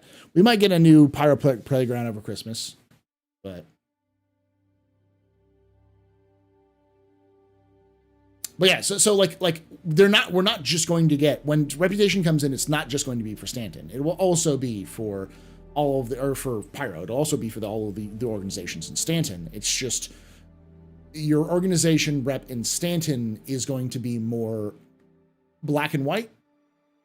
Like, if you're good and you work for, or like good, if you're legal and you work for legal entities, you will get access to most of the places in Stanton. You may not get access to Grimhex though. And maybe the only way you can get to Grimhex is if you have reputation with the Nines, who will let you in. So I'm glad they're acknowledging and focusing on AI behaviors and reputation as necessary factors. Yes. I love the disclaimer legal, because it's not really good. There's really no good or bad in Star Citizen. Star Citizen is designed as a sandbox, so what the developers, the writers, all of the people who are making the game really seem to try to like hone in on is like your perspective on the universe will determine who you work for. Yeah, working for Hearst isn't good. Yeah. I was under the impression Pyro was more or less done. It depends on what you think is done. Like, Stanton is done, but Stanton's never going to be done. They'll add and change things around as they go around. I think Pyro is more or less complete in terms of the planets, in terms of like ideas of like places are going, like outposts. Might be a couple outposts they still have to build and that sort of thing. And the factions, they have generally those ideas, or those in. But they don't have the faction system finished. They don't have the AI system working properly. They don't have the new HUD installed. Like, there's a lot of aspects, parts of the game, which we don't even have in game yet, which aren't in Pyro because of that. It has advanced planetary tech, no? Yeah, it should have the same planetary tech that we have in Stanton, though. I believe people were able to, using quantum slingshots, were able to get to the various locations in Pyro, the other locations in Pyro, but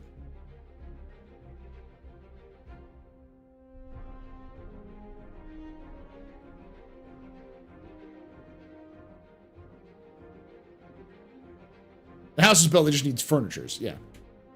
They've been working on Ruin Station and the different stations interiors for a while.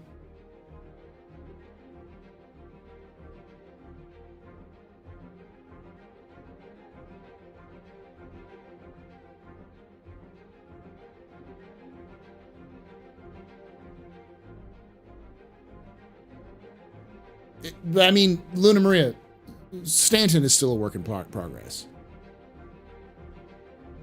It's still missing aspects of, it's missing the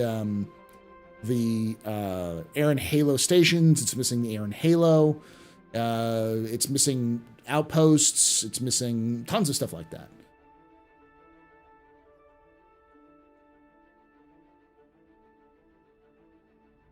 Missing fauna, yeah. There's a lot of stuff that's missing from Stanton. But Stanton is more or less done.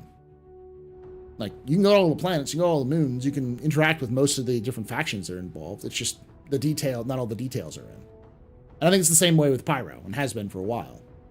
I imagine that Nyx is probably somewhere on the same lines as well. I don't expect them to be as fleshed out for the factions yet, but yeah, definitely.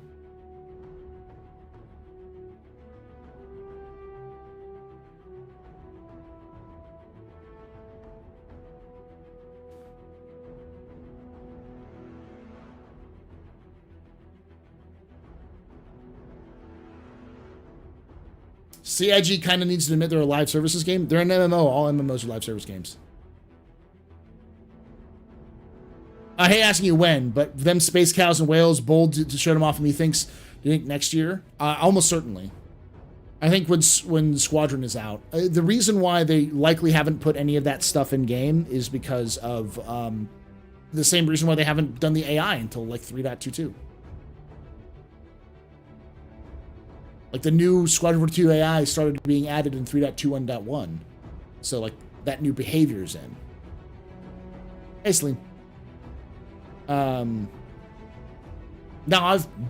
I was actually going through some of my old clips and making bold predictions in the past, and I was I was mostly wrong. I wouldn't say mostly wrong. I was about 50-50 with some of them. Like I like 2 years ago or like a year ago, I said something to the effect of, last year I said 3.18 is going to come out at the very end of the year.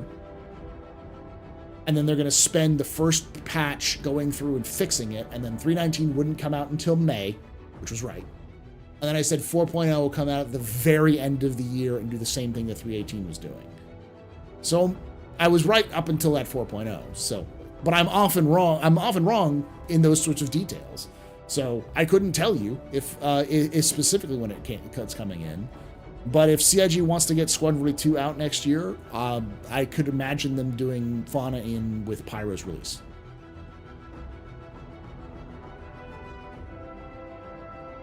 I learned from Jake that there are no remote positions available at CIG, which is incredibly unfortunate. There are remote positions at CIG. I know at least one, if not a few people who do remote positions, who do remote. But generally speaking, no, CIG does not do remote positions. They do have partial remote options depending on the position and other things like that. But yeah, no, that's just in general. They don't do remote positions anymore.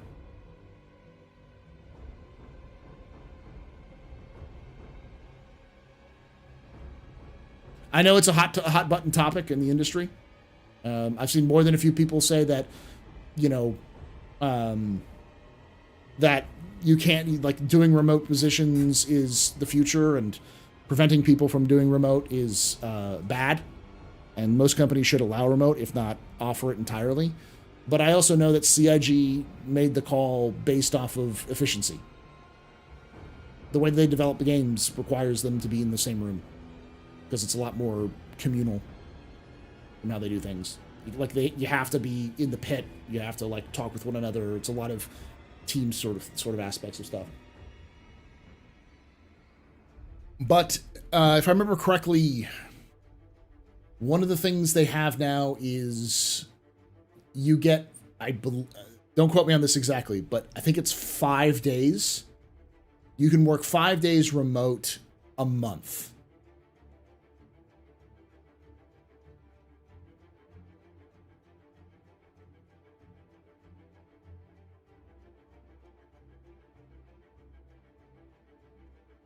It really depends on the job too. Like my wife works from home. She's much more efficient working from home than she'd be working in the office because of her job, like data input analysis and some of those other things like that. Or you don't really need to be in an office, but with a creative endeavor, like with making video games or like that kind of, I can see the need to bounce ideas off of people and stuff like that.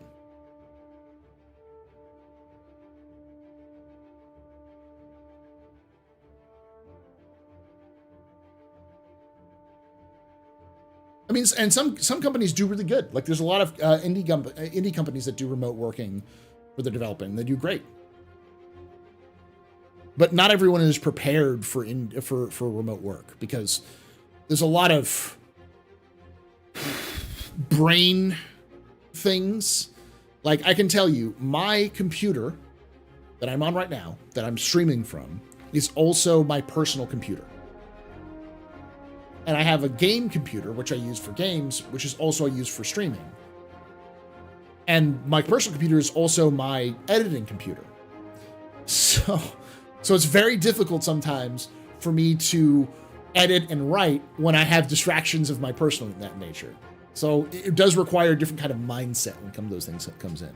But yeah, no, CIG doesn't pay very well in terms of like their competitive pay is pretty low. But they do offer a lot of other benefits like that sort of partial remote. Again, don't quote me on the exact number of time, but there is a lot of remote that they can do. It's just they can't go full remote. And I believe the people I know who work remote mostly work in support services, not in development, which makes sense as to them being able to work remote. What would be the point of putting cows in game? Players hunt them until there's none to see. Yeah, I mean, it would be mostly set dressings, but in the future, it would be resource gathering. And of course, missions, protect cows from rustlers, go find a missing cow and bring it back, those sorts of things.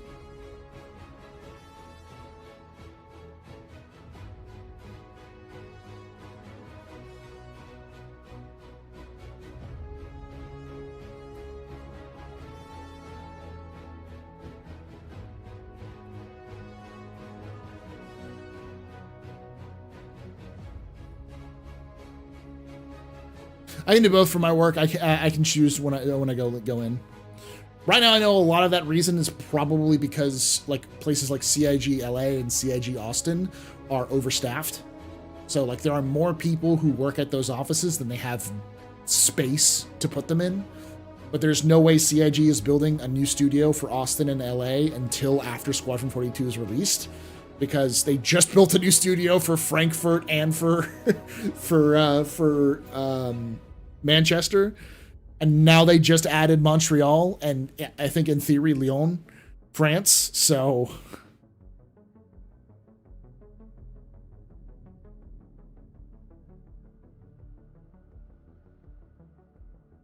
yeah, we recently went from full remote to 60% in office, and productivity is completely tanked. Yeah, like I said, it depends on the industry. Like, I think CIG is one of those things where, based off of my experience, at least with CIG, in terms of watching them do work, it seems like since they've gone back to the office, their productivity is much higher than it was when they were remote. So, what ship designer is French? There's a couple of ship designers that are French. Yeah.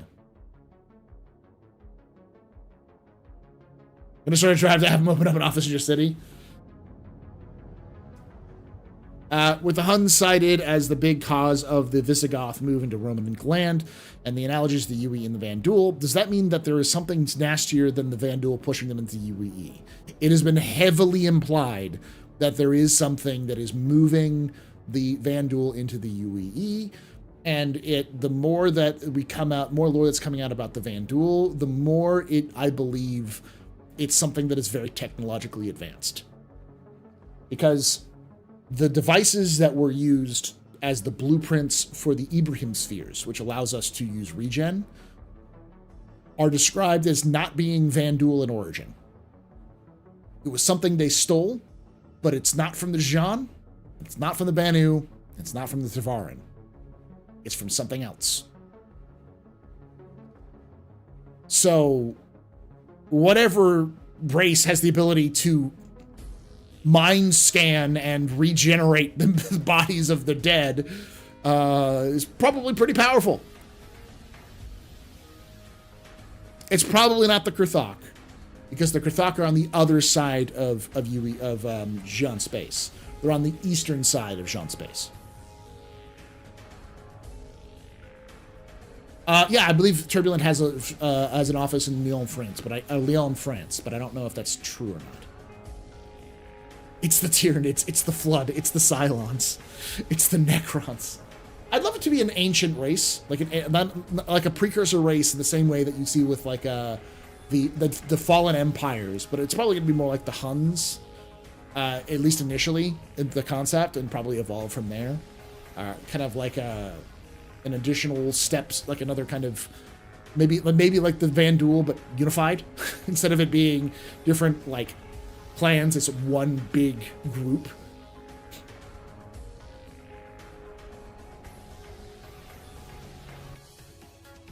All right, I'll be right back, y'all. I'll be right back. I think all of your fun stuff should be on. So, yeah, I'll be back.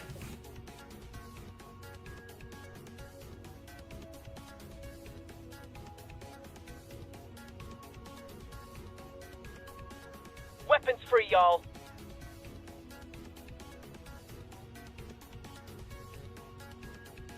I'm just an old-fashioned cowboy. Good news, everyone.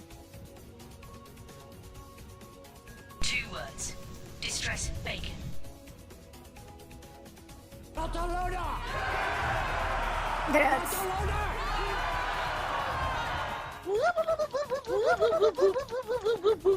Two words. Hello. Distress I'm flying. I'm pilot. Hello. I like money. That's very quick. I'm just an old-fashioned cowboy.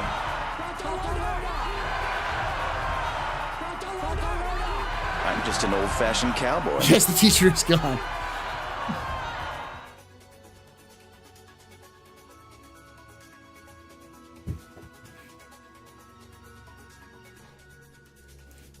The Huns were pushed west by the Xiongnu. Yeah. I thought the Huns and the Xiongnu were similar, or the same.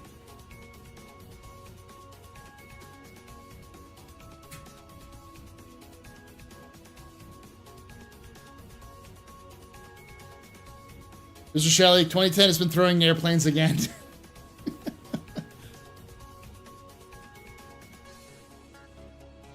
If I remember correctly, the what we call the Huns are more of like a big culture that spans the central steppe. So like it's what the Han called the Xiongnu are not the same people as the Huns that invaded Rome, but they are similar in cultures. Like they don't share biological DNA. So like there's no DNA between them. They have similar cultures. They have similar religions. They're very kind of like offshoots of one another. How goes Paul? What do you think of Garmin Humble? I love Garmin Humble, and I love Molly. They're both fantastic additions. So.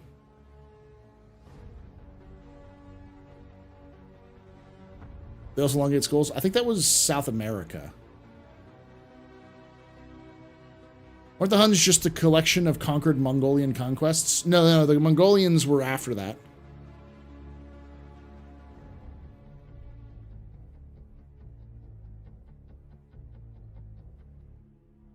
Yeah, I really like the different in-universe characters. I'm always glad when they expand the roster. It's one of the things like I'm with Night Cobb when we say like we need like NPCs talking to each other in game, because that would add a lot. But the other thing that would add a lot is working mission givers.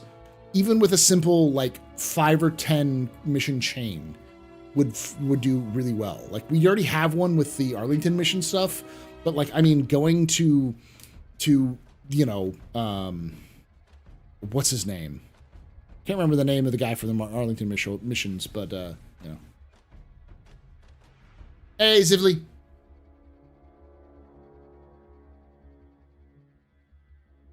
Miles Eckhart, yeah. So, you know, going to Miles Eckhart and talking to him and getting a mission, then go do a bunch of chains, then coming back and then do another mission chain, like over and over, like more like evolving discussions with him. I still want my Karathi back. You're gonna have to fight EA for it.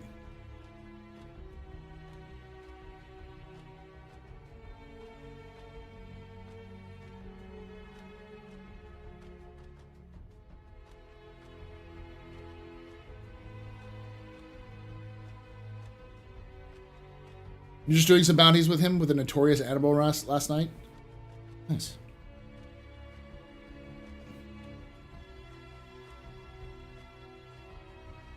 Hey, Anger BC, how you doing, buddy?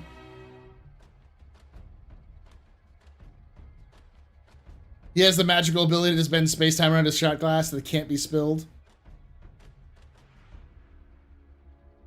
I'm trying to remember who that is.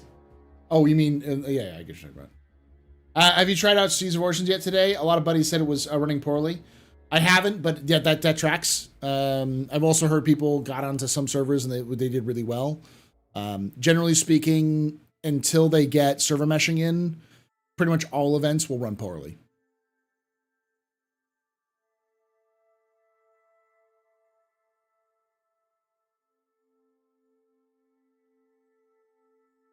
Hey, Paul, how's it going, man? Go good. How you doing, KK? No cash until Carbon Humble slogan shirts. How long until Star Citizen's better than Freelancer? It depends. Why did you what did you like about Freelancer? Because in some cases, I'm sure some people already think it's better than Freelancer because it's multiplayer. But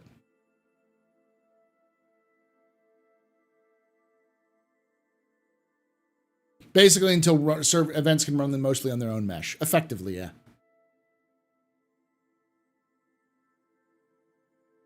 When server meshing goes in and AI start working, people are going to get utterly destroyed by the sudden change. I wouldn't be surprised if we saw when instead of server meshing, when we see the replication layer come in. I think that actually will, again, possibly improve performance enough on the DGS that the AI will function properly. I think that matters at this point more than the server meshing. Server meshing will add on to that and increase that, but removing any of the memory syncs, any memory requirements from DGS to the replication layer, separate replication layer, will, I think, do wonders for the DGS. I love the trading. The trading in Star Citizen right now just doesn't have the feel yet for me. Probably next year is when you start seeing a lot of that trading aspects coming in, especially with like the moving boxes and the different locations and such. Why is there so few ships you can buy on the site? Looks like it's really few. It's not a lot. You can buy pretty much any ship that's in game all the time. There's some ships which are like quantity limited you can find in game. But I wouldn't buy any ships. If you're just playing Star Citizen, buy a starter pack and go from there and just earn everything else in game. You've been on 3 to 4 FPS servers with active AI. You lucky. What's weird is that the AI perform well sometimes even on servers that are horrendous tick rates lately. I haven't seen that really. The average I've been getting there was about 9, but I haven't done Siege of Origin yet, so. Not gonna lie, I'm gonna fill a cargo container full of players' bodies. Doing okay, dude? Do you think they'll introduce structural salvage before replication layer? Or does it need that to function? I mean, it's in 3.22. You can even take away my space lasers. No PPUs. But you can never, ever take away my space game.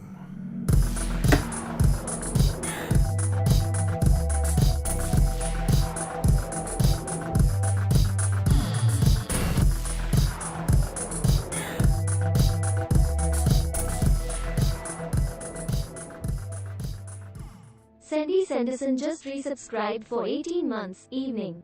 Hey, Cindy, thank you so much. You are a very important pupper, very impressive pisser, very inebriated pedestrian. This is your fault. You're the reason why I drink at night. Shots and cheers in chat, y'all. Shots and cheers. So yeah, let's talk about the other thing. 3.22. So 3.22 is coming out. There's a couple of caveats we're going to talk about. Number one, I'm not going to pull up the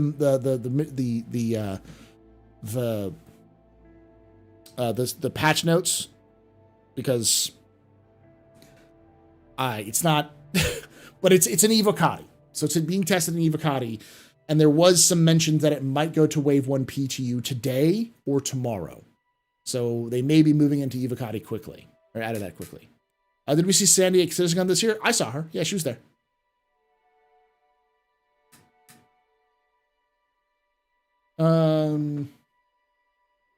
Who is it?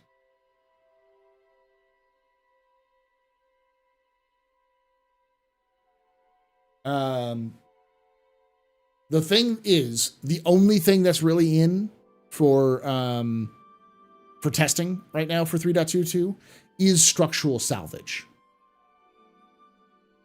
One thing I will show, which is, I think this is a leak.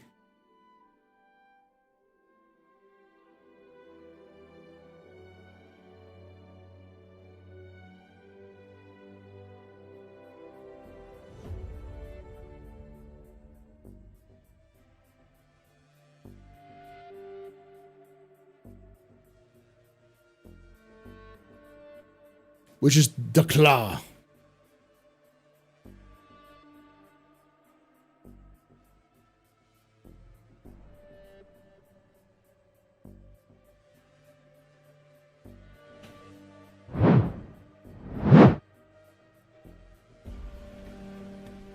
I believe that is the claw.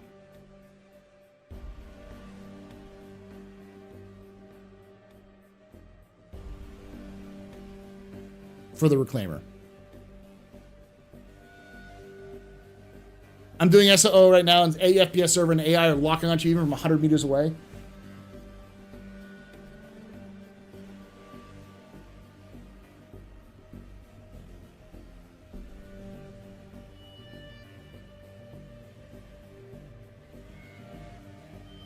It looks nasty.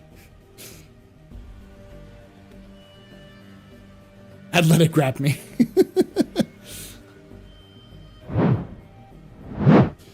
So the way it works now is there are a couple different modes for salvaging. You have the surface salvaging, and then there's the structural breaking, which your lasers will break up parts of the ship. And then there's the, I think there's the consumption, like you're pulling those parts up from once you break it. I think it's 3 parts. It's the hull scraping, and then there's the breaking, and then there's the breaking again, like breaking it down in chunks, similar to like the rock mining. So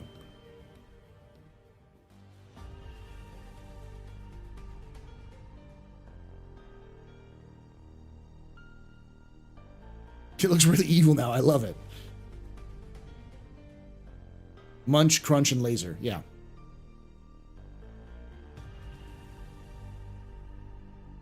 Do you think we can use the claw to grab a ship that's shields down and snap it in two with the pilot still inside? Maybe. Origin ships are carpeted, right? No, I don't think so, actually. I think most of them don't have carpets.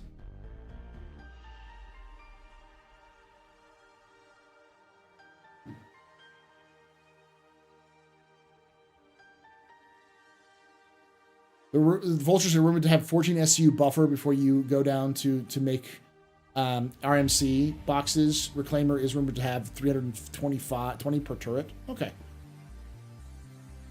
Eris would be so happy. I'm sure Eris is happy when he sees this, when they see this.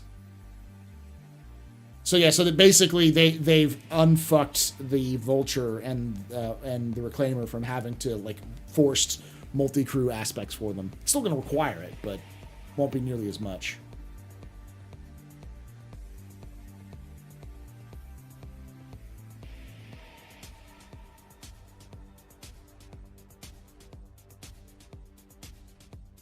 Hardwood or fancy metal for Origin? Yeah, I think that's mostly what they do.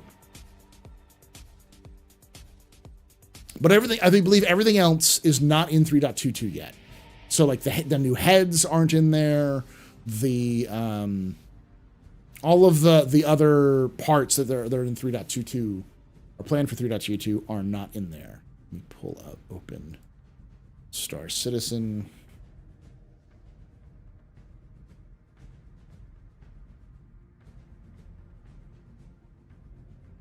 The heck is happening to is the website dying? Okay, good. The weirdest. Oh, they've got development for patch notes. Roadmap. Let's look at the release view real quick. So 3.22 has hair. That's not in game yet, I don't believe. The new derelict settlements aren't in game. The structural salvage is. The new arena commander map isn't. The cargo containers isn't. So yeah, none of the arena commander maps are in yet for 3.22 PTU. And none of the ships are in for 3.22 yet. So, like, I believe these are done though, based off of the latest yeah, they're committed and done. This is still up tentative. This is being actively tested, and this was in one at some point. Though I don't know if this one was done or not. So.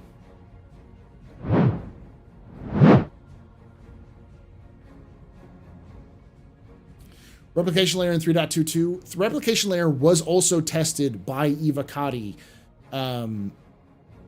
last week or 2 weeks ago. And there were the leaks that have come out, or some of the discussions that have come out, have showed that it was very good. Like they were very optimistic based off of it. So.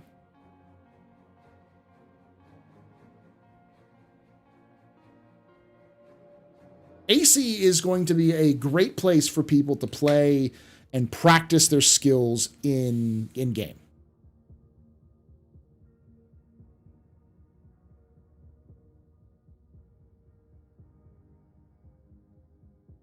I wouldn't be surprised if they got the replication layer in for 3.22.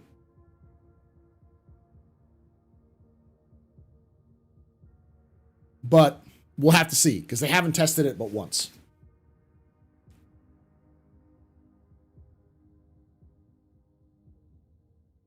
The website's always on the edge of death, man.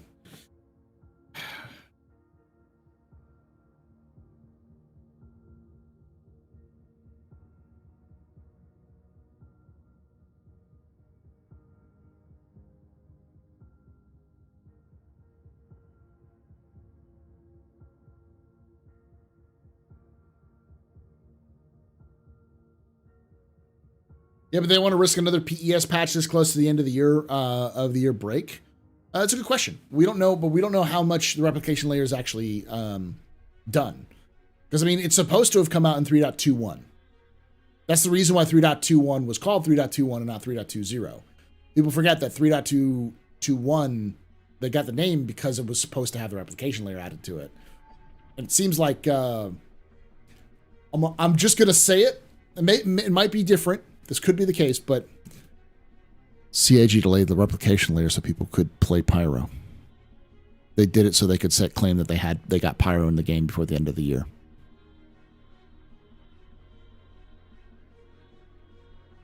They did it to do a promise, and then it delayed the development. I could be wrong. It could be that just it wasn't ready, but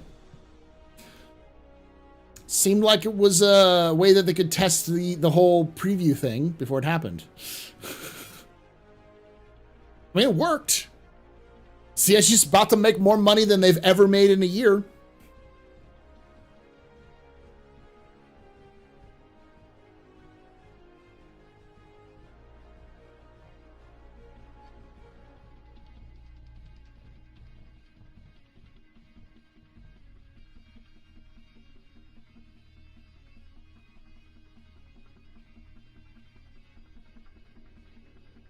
CIG is doing a lot less firefighting than they used to, I'll say that. They used to go around desperately trying to create things or make things that will get people distracted from the fact that they delayed the major tech so long that it's difficult sometimes for people to even get into the game. How much is the total right now?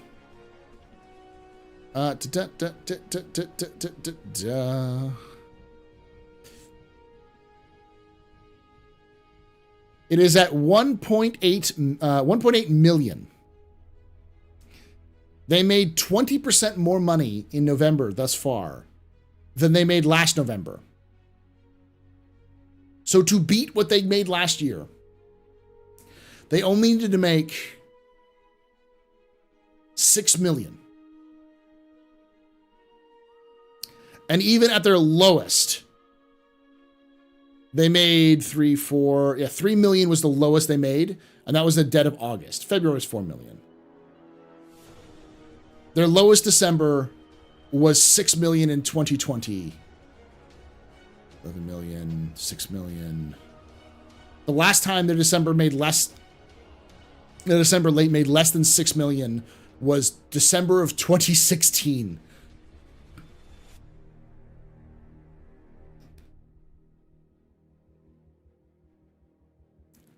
And this, I don't think this is actually updated fully yet either, so we may be actually higher than that. Yeah, this is the strongest month ever. They made $28 million. I don't think they've made $28 million in over any other time. So almost certainly. Yeah. Yeah, it's their biggest month ever. In terms of increase by citizens,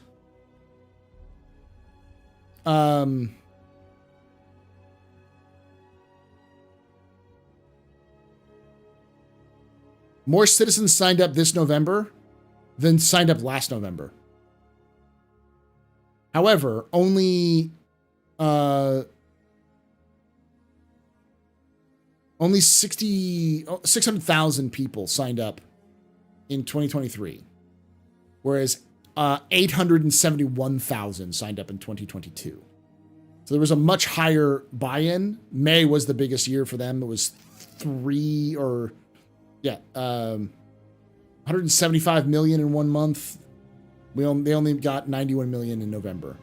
So yeah, they're not seeing a ton of new people coming in comparison, but they are seeing a lot of new cash flow coming in. It's all the former Warbond CCUs, yeah, and the F8.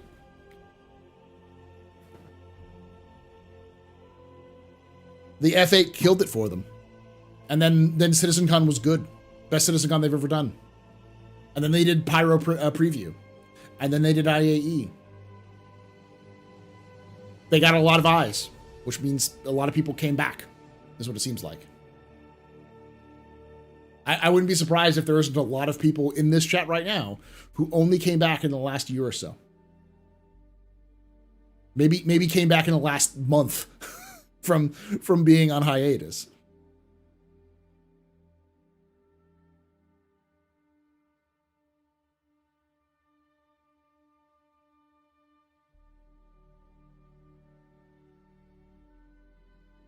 Hey, Shibasta. Oh, yeah, you just came back. You mean, yeah. I think the Pioneer sold like hotcakes. I think it did too. With the announcement of base building. I think that might bite them in the ass as well. But as long as they show updates to it over the next year, it'll be fine. But I don't think we're going to see it next year.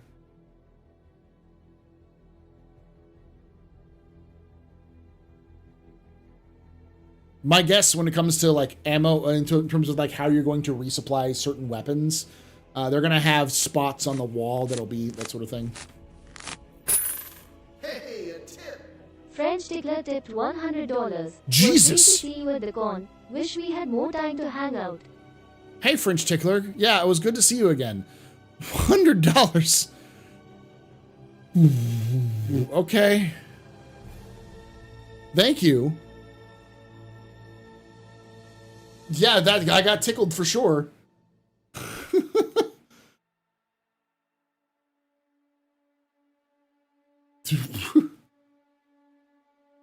Thank you. We've hung out a couple of times, French Tickler. You've been to other Citizen Cons, if I remember correctly. If you are the same person I remember, if I'm thinking about. Yeah, $100 USD.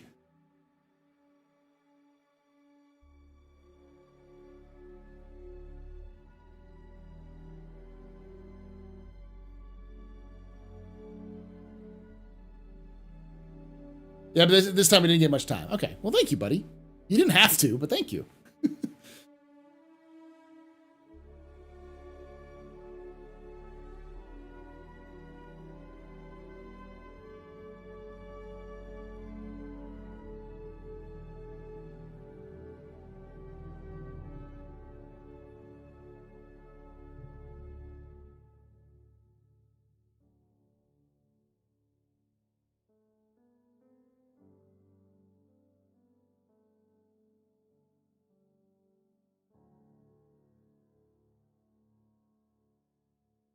I've been out of hiatus for a year now. This is the longest I've been consistently active in the Star Citizen community.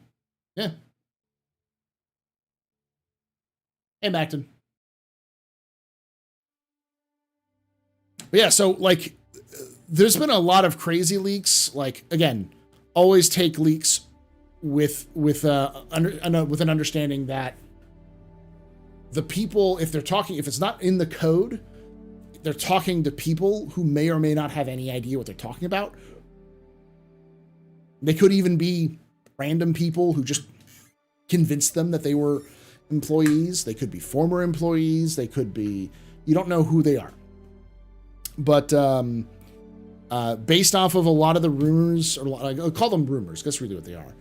Based off a lot of those rumors, CIG seems very confident right now. Like, exceedingly confident in what they're able to do.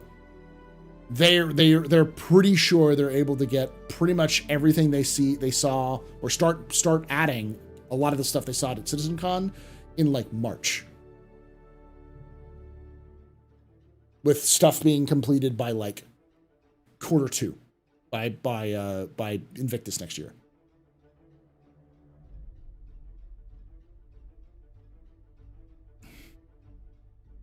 It's a kernel of cob, Shimpasta. It's a kernel of cob. They're starting around with their chests puffed out. They really are.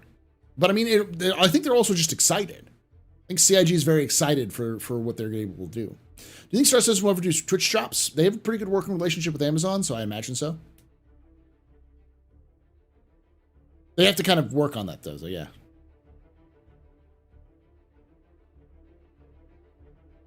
Paul, how did you decide to start streaming? What was your process like? So, I did machinima when I was 18. Like 17, 18 years old. I did Halo 2 machinima, worked on Halo 3 machinima, made a small name for myself, but wasn't never really big. And I've always been a creator. I've been a writer when I was younger. I've written a couple of things myself. I still write things, for fun, not for money, really, at all. But I've always been creative. And a friend of mine convinced me to try to start streaming on Twitch when it was really early. And I never really, I understood it, but I never really kind of got onto it until 2015. And in 2015, I really started to pick up what was going on. And when Arena Commander 1.0 came out, I started streaming Arena Commander. Well, actually, 0.8 or 0.9 is when I started streaming. And I decided back then that I was going to focus on Star Citizen. And if I did well in Star Citizen, I would eventually branch out into other things if I wanted to. But I was like, there's an opportunity to stream Star Citizen, to make a content in Star Citizen, and make a name for myself. And I kind of did early on. I'm pretty well known under Berserker 01. And then I hit I tried to branch out a little too early, and I just absolutely fell on my face. And I was at a very low point in my streaming career. I was pissed off. I was just like, I'm done. I can't do this.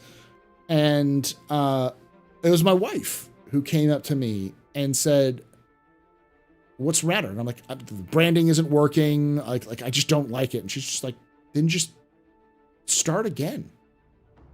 Just make a new channel." This is before you could actually change your name. So I ditched everything I was doing and created TheAstroPub.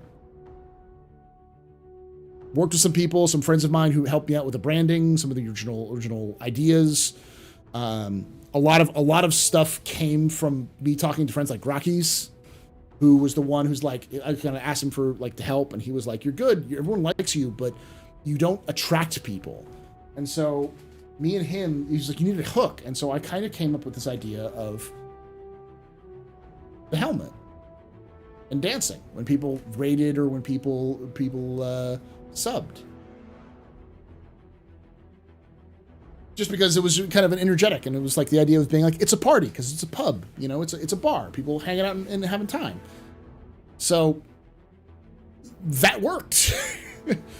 And I started growing a little bit more, and then I decided I wanted to try to do a little bit more lore stuff, and I've kind of evolved from that. But everyone's streaming. If you're doing content creation, especially with streaming, everyone's experience is gonna be different. The way I did it's not gonna work for anybody else. It's just individually unique.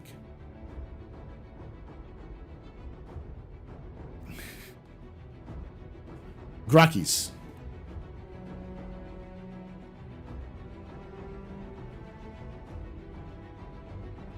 So, if we don't get 3-22 in the next couple of weeks, then I think we will. I just don't know what's going to be in it.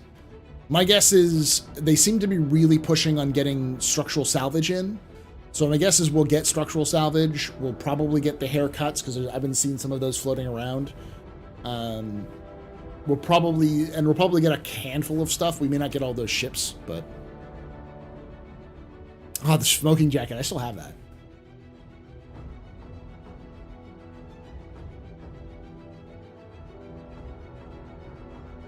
I don't know if we'll see Boxception.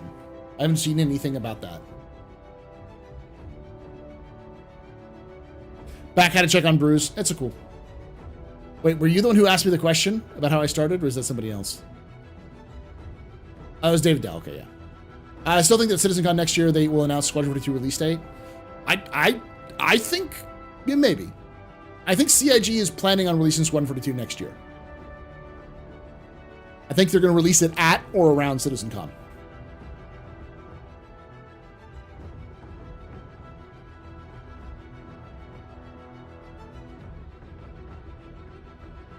We might see replication layer in some way, shape, or form in 3.21, but it'll be hard to tell.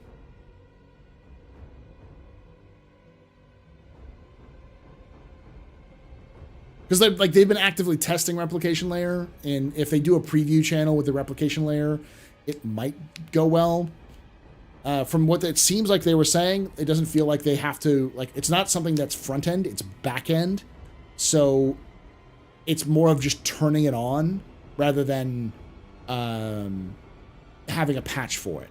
Though I could be wrong with that. Because they seem to believe that like all of the front end hookups are already there with 3.21. That was you, okay, yeah.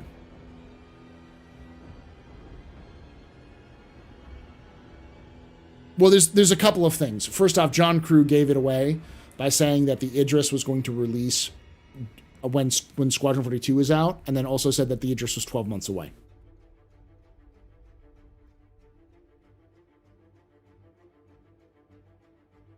I am almost certain that CIG is going to have some presence at the Game Awards, because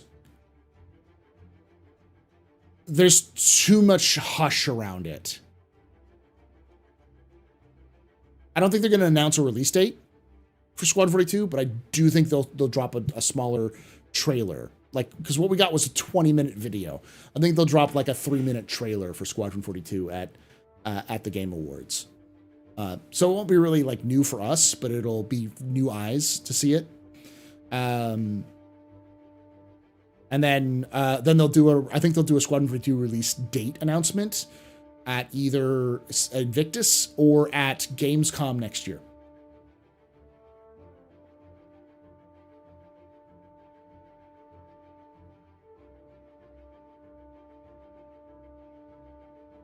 I also don't think they're going to actually release it next year. I think they're going to get to the point where they're like, okay, we can release it. And they'll start discussing about when they should release it, and then they'll go, we could use 6 more months of polishing. And then they'll be like, okay, let's take the 6 more months of polishing to get it really good. 6 months to a year. So I think CIG is planning on having it released next year. I think it's not actually going to release next year. I think it's going to actually release the year after that. IAE's gone. Boy named Doll, it's gone. It ended today. Sorry, buddy. I don't think you could get the railgun because it was all sold out.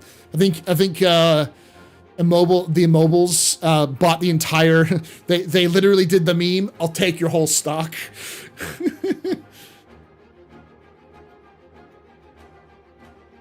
Yeah, 2 more years. In my defense, 2010, I've been saying 2025 since 2022.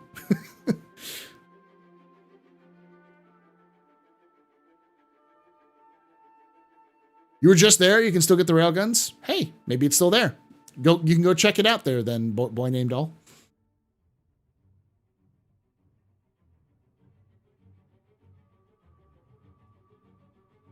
You said 20 years in 2014? So 2034 is what you think?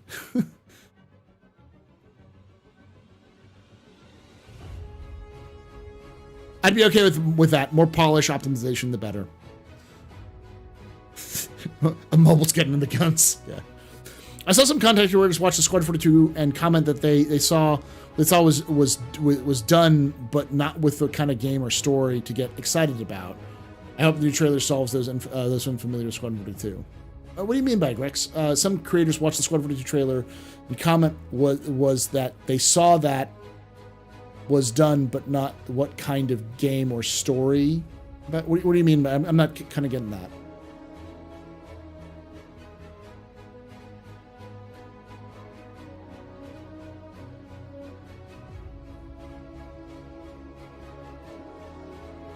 And I get it. I'm trying to remember. I'm trying to kind of see what you're saying. Like they like the look of it, but they don't know what kind of story it is. To put it briefly, they don't know what to be excited for. That's because CIG hasn't done any of the details. Like when CIG makes an announcement of saying it's a 20 to 40 hour experience, that was the other thing that came out was rumors, was that Squadron 42 is a 40-hour minimum experience with like 120 hours to get the full thing done, which sounds made up. That sounds insane because it's probably more like 20 hours for the full experience and 40 hours for the maximum. But they could also be saying, because it's a Chris Roberts game, so multiple branching paths are going to be a thing. There'll be decision points where like you decide and it will be things will change, but really hard to tell.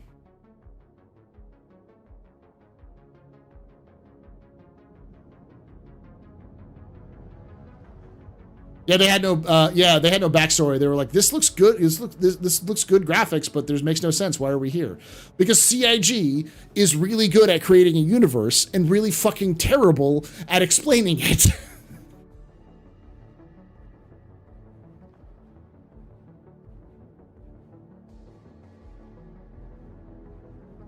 It's legitimately getting to the point where I feel like I'm gonna need to write to CIG and do a legitimate business proposition saying, pay me this amount of money, give me a team, or I'll hire a fucking team, and I'll make you some fucking lore videos, on a professional-ish lore videos on the lead up to the release of Squadron 42, so that people aren't fucking grasping in the dark because of how bad you are at setting this up.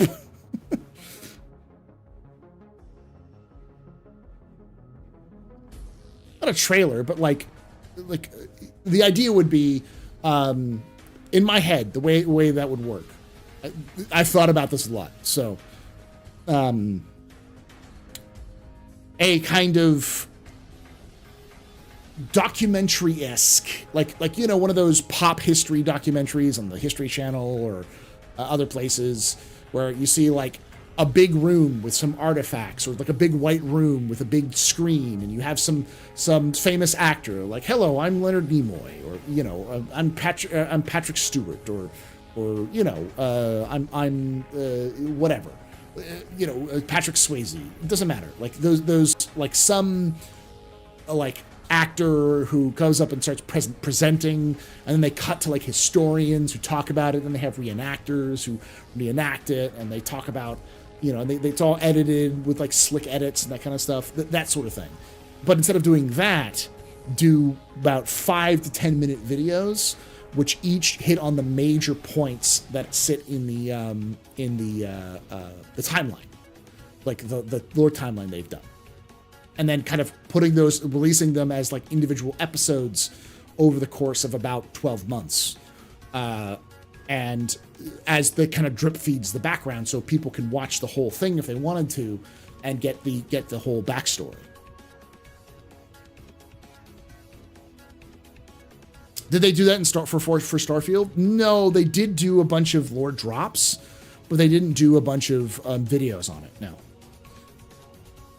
But what I mean is like do it all in verse. So you have somebody who is mocapped, or somebody who is, you probably have to do it mocapped. Somebody who's mocapped who walks in and is like, hello, and then kind of like does the discussion, and then they start, cuts to the actual like introduction, and then it cuts to the actual like historical event, and with a like, you cut to like a historian sitting in a chair being like, da da da da da da da da da da, that kind of thing.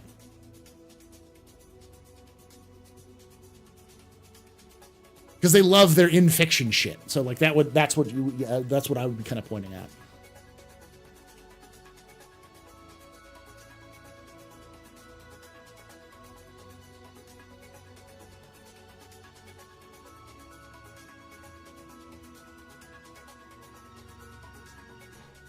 Now that I think the little videos that explain D4, Diablo 4, okay.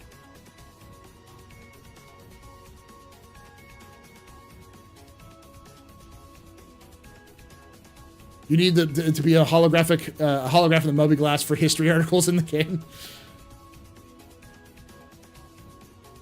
To be fair, you love your in-fiction shit too. I absolutely do. I just made an entire character that I'm going to be playing in verse. Of course, I love my in-fiction shit. But the point being is that like typical lore drops aren't done like that. They're usually done with someone explaining the story.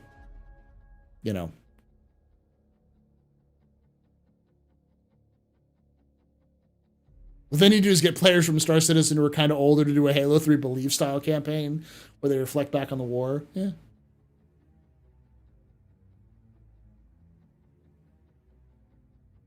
Well, the thing is that I'd have to propose a business plan. I'd have to ask for a budget. I'd have to gather people I trust who could do the editing and that are outside of CIG's sphere. And I don't know any of that stuff yet. And I also don't know what CIG's planning. CIG could have something exactly like I described that they've already created or that they're working on that they are going to do later. So, like, I don't know. But I do know that CIG's bad at lore. They're great at world making and like world building is fantastic. But like they just do not put it in game. Like that's the 100% problem they have, especially with like how CIG does like with Squad 42, which is heavy lore. Like you need the story. Like who are you? Why are you there? What do we care about? That kind of stuff.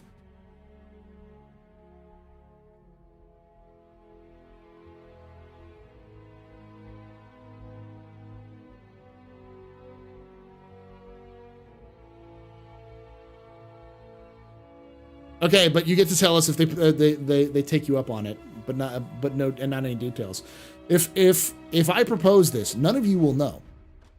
If I actually do this, none of you will know until it drops. That's it.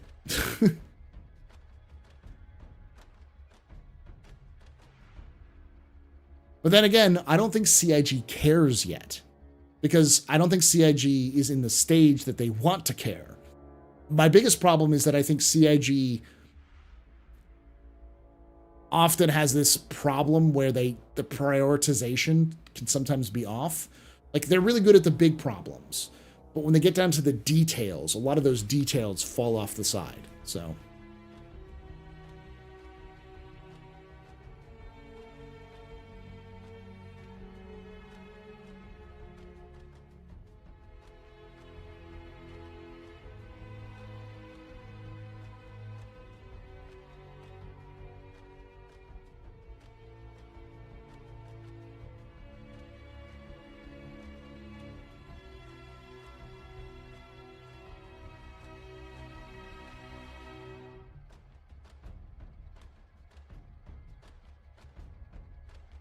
Hey, New Soul, how you doing, buddy?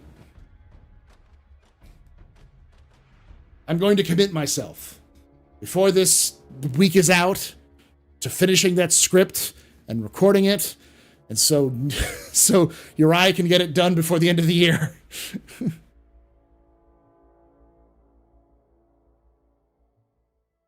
I mean, if I had the chance to, I'd put myself in as a historian and Jail in as a Jail and Algrid. I'd have them all do audio lines and those sorts of things. You know, kind of how how CIG did with the Mirai Fury, where they actually had real racers from Star Citizen in the advertisement, in the in-fiction advertisement. That's what I would kind of do as well, you know.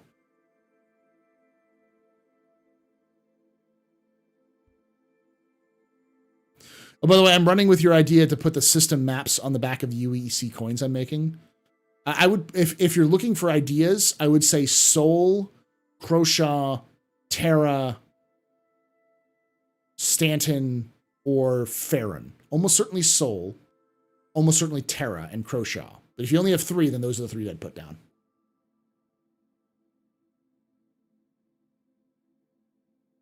Hey, everyone's.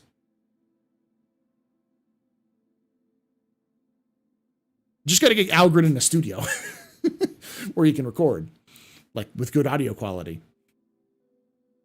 You get Al, you get Jail, you get myself, you get Space Tomato, and you have them be the ones who kind of read the lines. Maybe get some of the voice actors who are actually in the community to help out, like Cord and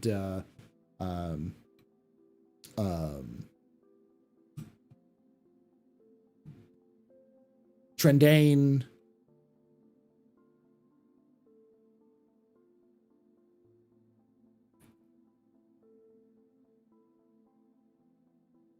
Is Pyro coming in 3.22? No. But hole munching is, including a functional claw for the reclaimer.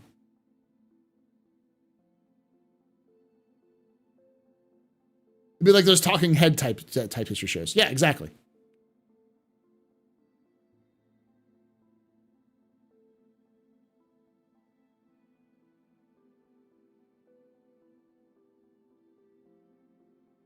A functional claw? Yeah. I mean, what I'd probably do is go with CIG's. Again, this is entirely speculation because I don't know how CIG would even, if even CIG would go for something like this.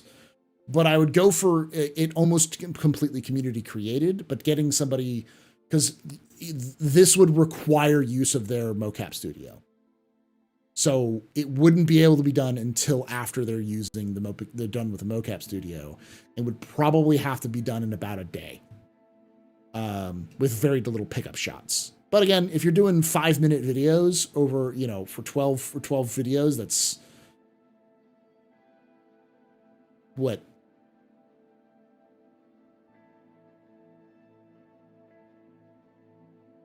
It's about an hour. That might be a little much. Maybe 2-minute videos. Basically about like 30 minutes total. You'd probably want to make it. Yeah, and then you could recycle it as a show that would show up as in-game TV ads. Yeah, almost certainly.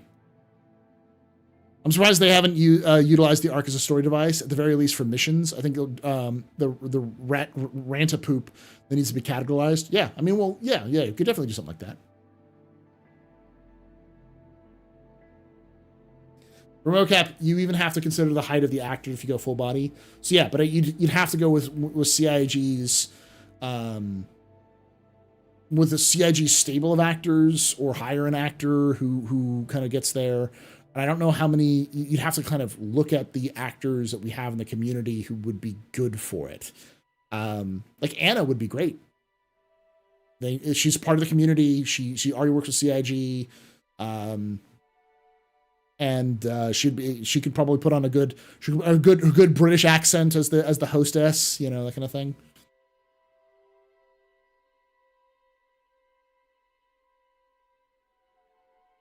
I mean, honestly, it does feel good, Cavion, to see people commenting on my videos. Every so often, the comments are strange.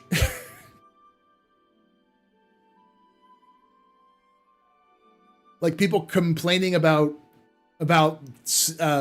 like transportation gameplay, like cargo gameplay in game on my Cargo Crisis video. Like, this isn't about gameplay, dude. I know she's British already, but her accent that she does in game is mostly for Dooley, who doesn't have a British accent. Union rules. I mean, union will matter, but there's a lot of other factors. Like, to understand, you got to understand how acting really is. When you work with somebody who you trust and understand, you will be more likely to use that person in the future because you know the range they can work. And also, you already have a negotiated salary settlement idea. And those people usually have friends, or like, say, that person who you hired has an agent, and that agent represents multiple actors. So you can get all of those actors because it's easier to work with one agent than it is to work with multiple agents. There's a lot of factors to it, but that's why, like, Bethesda has like 7 actors they use. It's why, you know, almost every video game company has a stable of actors that they always come back to, that they rarely add new people to because they're good. It's the reason why, if you listen to dubbed anime, why, like, you feel like there's 17 people who dub anime, because the companies that do the dubbing, there's like 3 of them in the United States, or in the United States and Canada total. And they have their stable of actors who will work with them. That's how it gets done. Thank you, Luna. You worked in film for 15 years and managed to make a living as an actor. Some of them, I'd audition for that. I'd hire you. on the spot, Flying Gecko. Because, see, for me, if I was to do this, it would need to be an actor who's part of the community who understands the game. Because I think if you have somebody who understands the game, they can bring the gravitas to the experience, where people will look at them and be like, I believe that person's actually in the universe. I know most actors are pretty good. You can probably get a pretty good actor to do that, but if it's done by a community member who's also an actor, it makes it a lot better. Does that make sense? Yeah, finding actors who are both good and good to work with is challenging. Yes, that's exactly.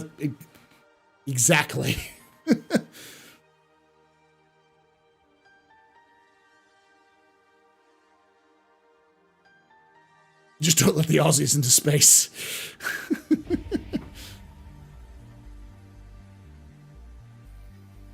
I think hair will make a difference in coming patch. Even just the NPCs with better hair will make a verse look more alive, especially with new female hair, you know.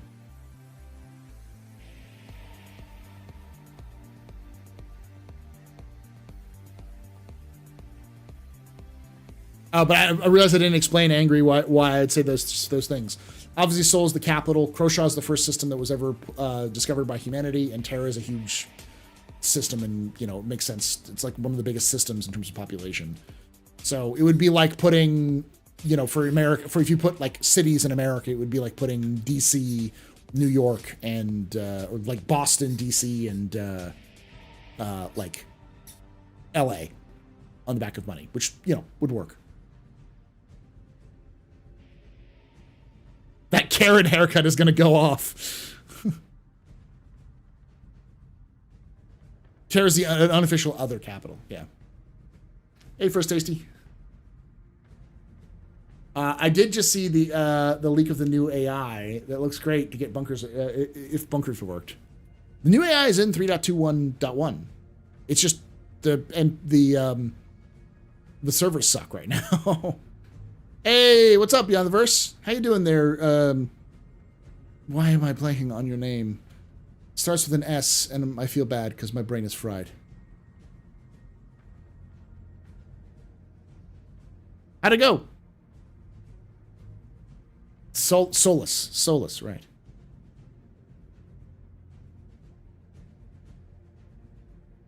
We're talking about one of the like downsides of CIG when it comes to like their priorities when it comes especially when it comes to like Squad 42.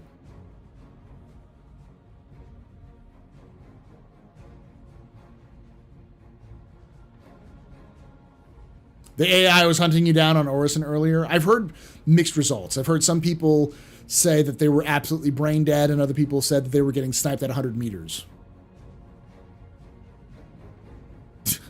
The AstroPub, you have a great paint now for your favorite ship. The Redeemer fits the colors of the pub.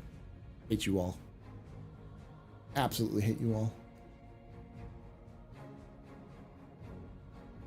I despise that ship, and people are like, Paul's just he's just making it up so he can get a free ship. No, I hate the ship.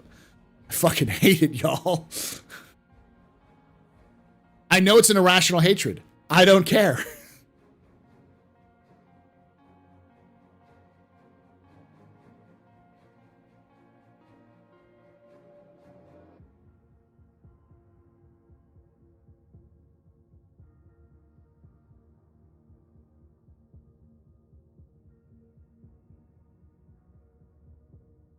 You almost got to work with Mark Hamill on the Fall of the House of Usher.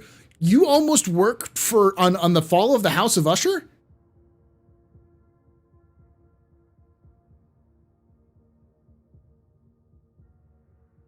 I'm trying to blank. I'm blanking on the creator. Because I know I love that creator. Flanagan. Mike Flanagan.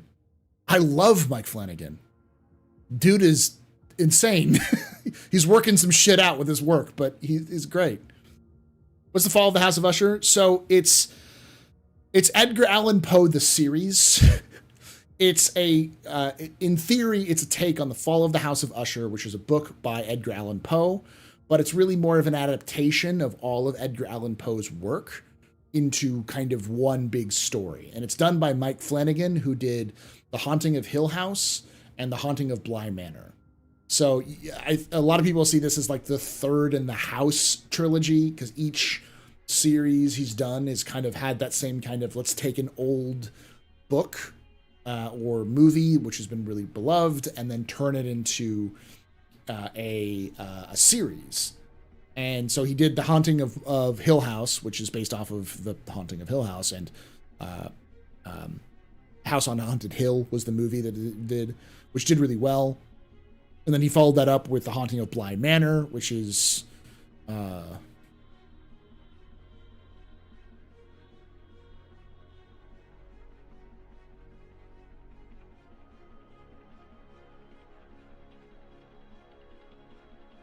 to see what it was based off of.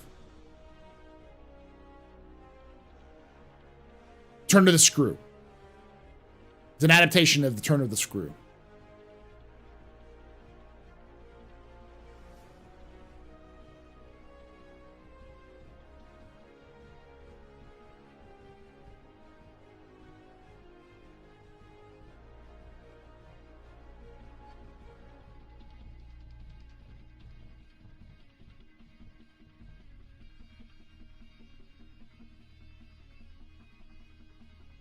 I found out that Mark Hamill was on it and immediately checked the union site to figure out who the assistant location manager was.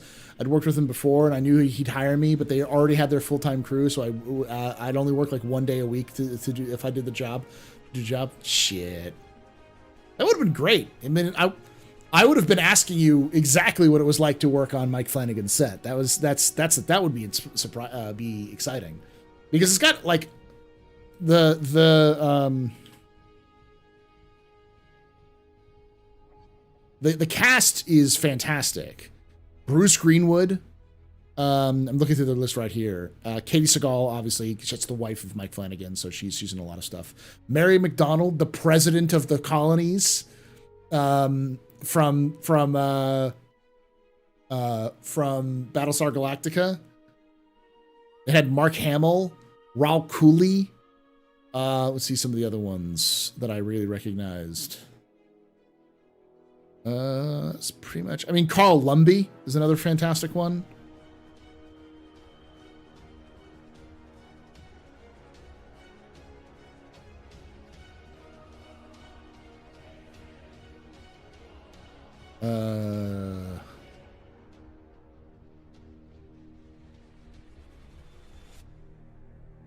Yeah, I'm trying to look through a lot of this, but yeah.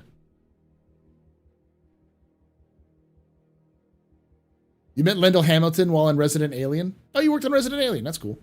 I was going to wear my Boba Fett helmet every day and passively aggressive stare down Mark. So Raul Cooley is another massive Star Wars fan. And he geeked out when he met Mark Hamill on the set. Because he's like, I'm going to work directly with Mark Hamill.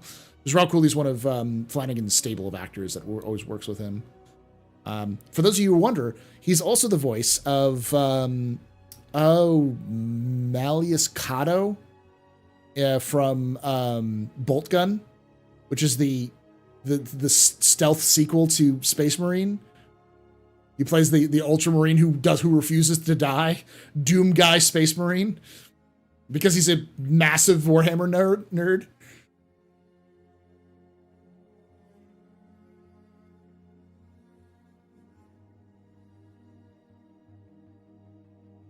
The Haunting of Hill House is one of my favorite series ever. Yeah, I mean, Bly Manor is great too. She was super nice. I told my wife she was my wife was a fan and asked for her autograph. She insisted to bring my wife to work so they could get pictures together. Nice, that's great. I've heard she's good to work with. The Doom Wad, yeah. I'm in a stable of pharmacists. When I say stable of actor, and the reason why that comes up, as I said earlier, like, for instance, the reason why Anna is, like, going to be 17 different voices in Star Citizen and is a character in Squadron 42 is because CIG has worked with her. They like her. And her either her agent or she has done a really good job of making good impression on her range. So CIG will always work with her when they need at least pickup actors or when they need help. They can call her in at a moment's notice and be like, we need someone who can do this role. You're pretty good at it. Or someone bailed on us last minute. We think you can pick up this role. Because those actors who you can rely on are rare as shit. Especially if they want to work. You know. Them biddies. Look at them biddies. 200 biddies there, Dark Spike. Thank you so much. Oh, of course. We got this.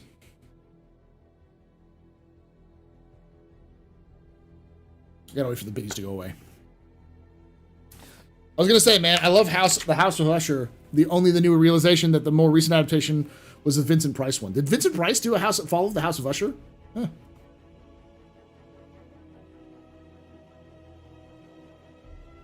This voice actor in everything. I mean, wait for it.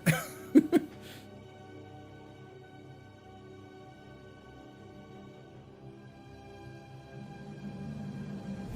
can take away my spaceship. Spaceship.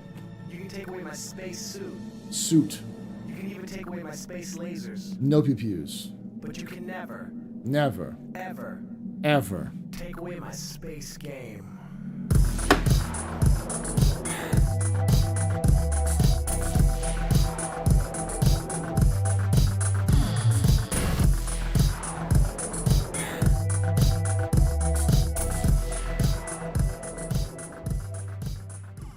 Dark_Spike_FF just resubscribed for 11 months. Thank you so much for that 11 months of support there, Dark Spike. You are very important, Pupper. Very impressive pisser. Very new pedestrian. This is your fault. The reason we're drinking night. Shots and cheers in chat, y'all. Shots and cheers. Come on. Come on. See if we can find it. There's another actor that I would really love to see work with CIG, and no one knows who they are, but I've been following them because I found out they play the male, one of the male, I think it's I can't remember which one, but they're one of the voices for the veteran, the male voices for veteran for Dark Tide. Trying to find the name. Where are you? After that, it's Alex is the first name. Pretty sure.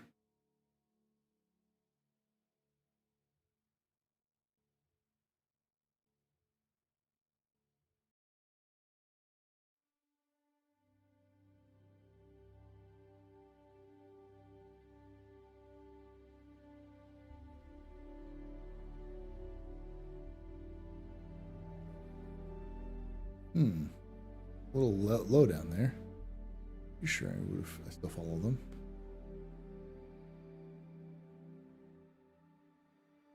Looking through my Twitter list because I follow them on Twitter.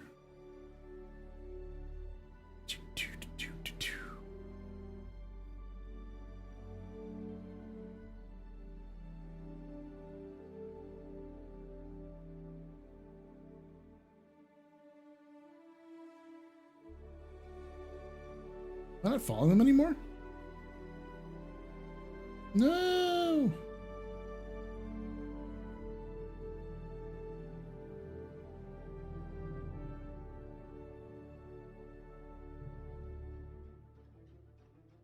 I've got to find them again. Hold on.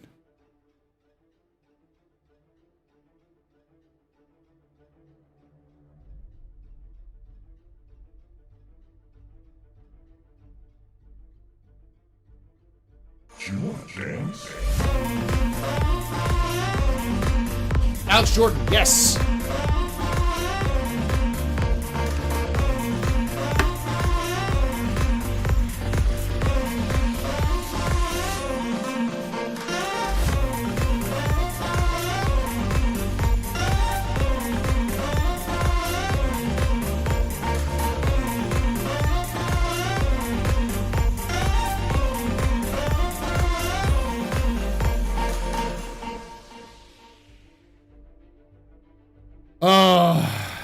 Welcome, everyone from Gabstream. My name is Paul Berserker1, Batman Jelly. This is a robbery. What if I just give you drinks, PDX? My name is Paul Berserker1, Batman Jelly, your humble host and space bartender here at the AstroPub, your space bartender Twitch. Welcome to the office hours, where we talk about lore and news a lot. How y'all doing? Thanks for the raid, Gabs.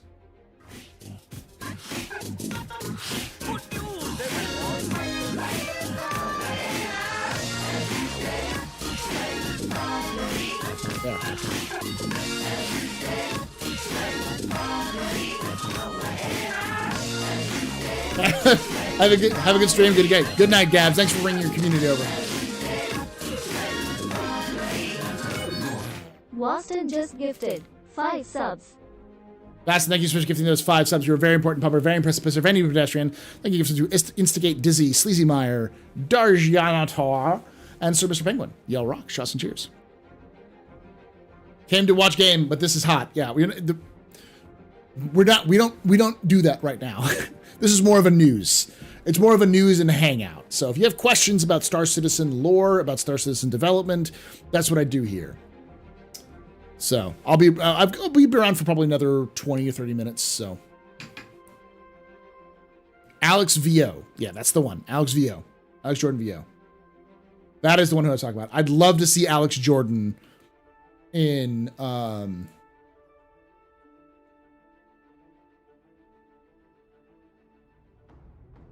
I am following him. Why didn't it pop up? Yeah, okay. I'd love to see him in Star Citizen, because he's Mr. Hands in the Cyberpunk, the new Cyberpunk expansion.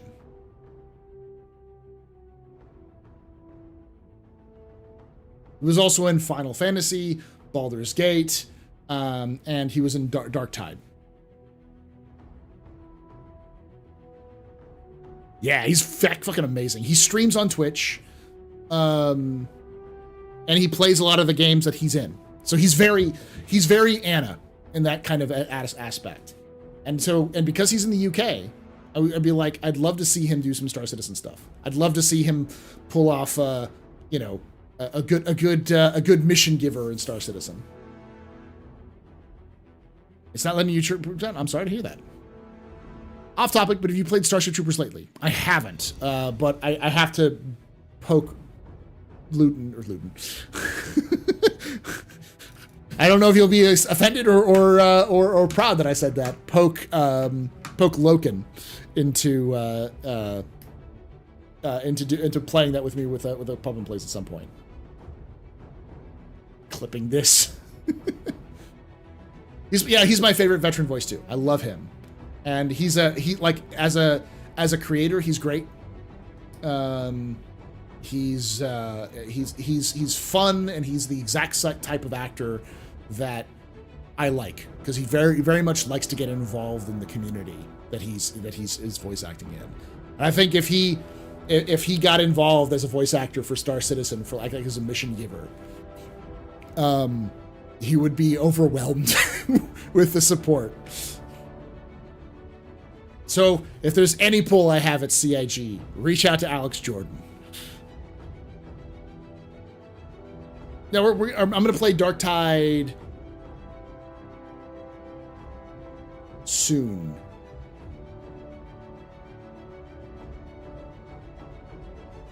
I think next week. Next on the 7th. I'm playing Dark Tide on the 7th. So.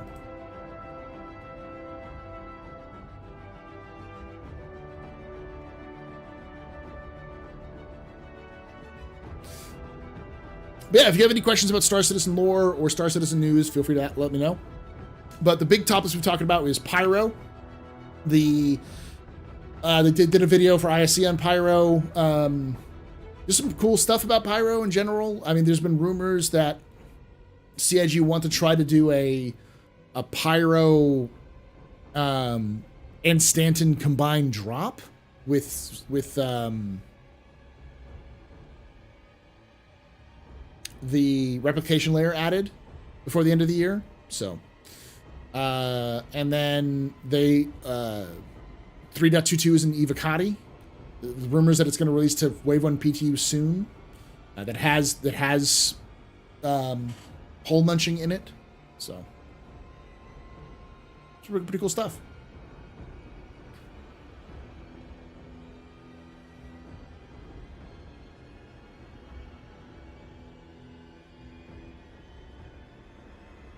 Good luck trying to haul in Pyro, yeah.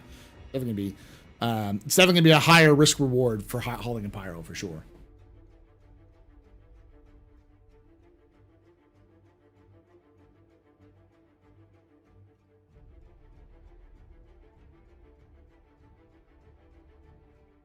I hate that I have the Best in Show Redeemer poster. Gotta have the Corsair. That's cool. I like the Corsair. And I like the Corsair skin. And of course, I've got an 890 or a 600i Explorer, so I have a 600i skin as well.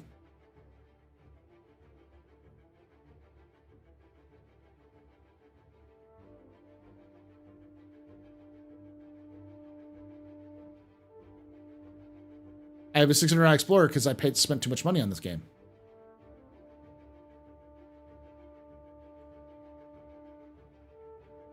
It doesn't show up in my standalone ships for some reason.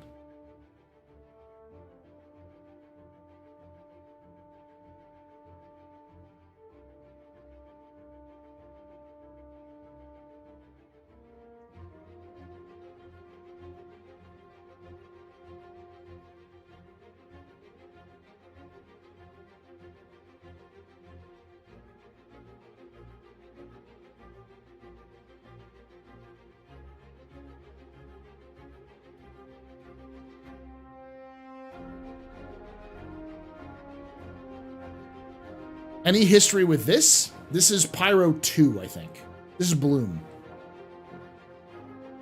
So this picture, it was made specifically for me, by one of my viewers, one of my longtime viewers. They made this as part of they were doing this for learning how to use Blender, I think. They were doing a project for university. And like, hey, Paul, I really want to do this because you've got a really cool background. I want to add this. So if you look back here, let me see if I can. I'm going to break your immersion here for a moment. Hold on.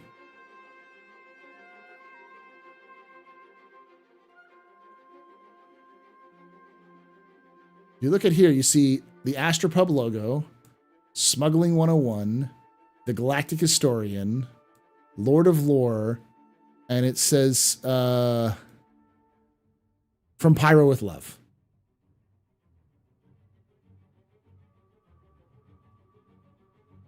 Yeah, I got the new skin for the 600, but I also don't have the, I don't have a 600 I have the one that they gave you for like the executive edition, which I think isn't the Explorer. So.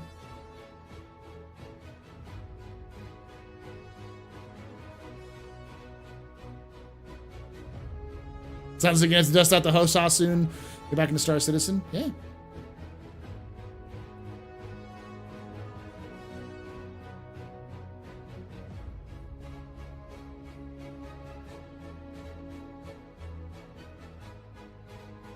It's funny.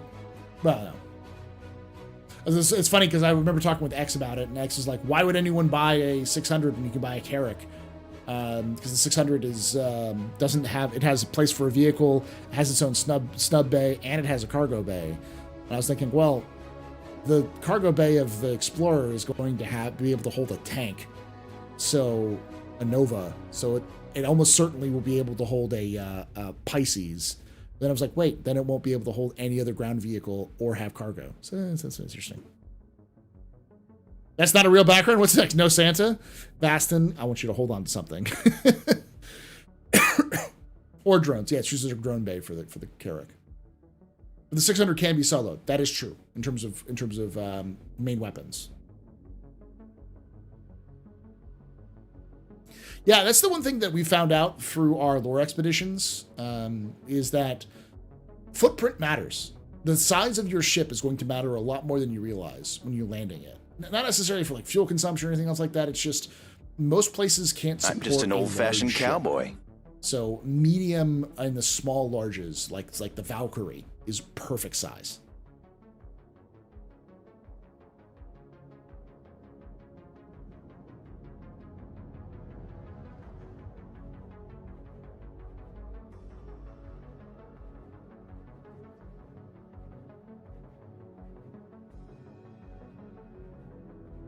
Well, I don't remember if you get a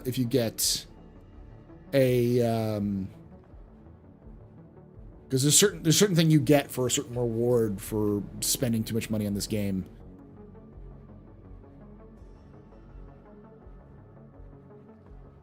It's a 600i Executive Edition, but I don't remember if the Executive Edition is a Touring or if it's a Explorer version.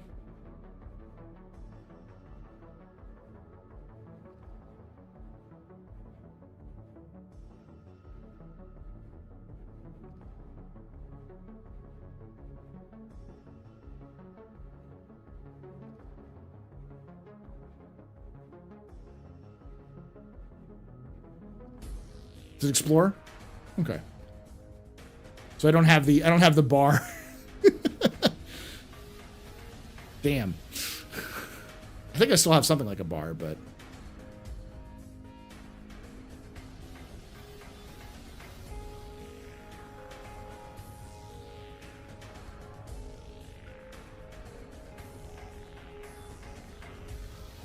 isn't that the 100K spent level? I have no idea. Definitely not. I don't like, I'm gonna look at my billing subscription right now.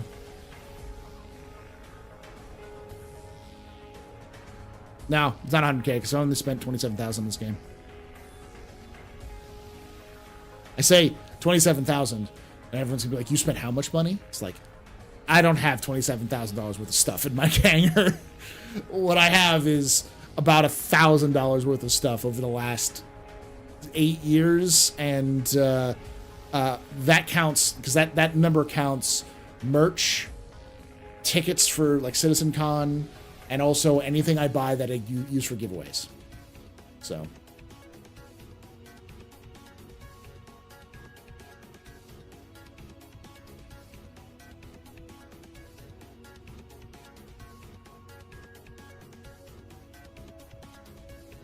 you get as the start free Star Citizen game package and the Arrowhead rifle. Next light armor.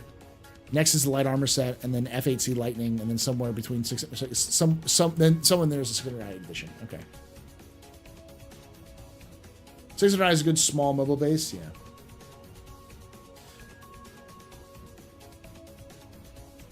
Now that you're free from X's control, what are your true thoughts on the Endeavor? I'm still part of the cult of the Endeavor. All hail the Endeavor. It shall save us all from the game. I don't know.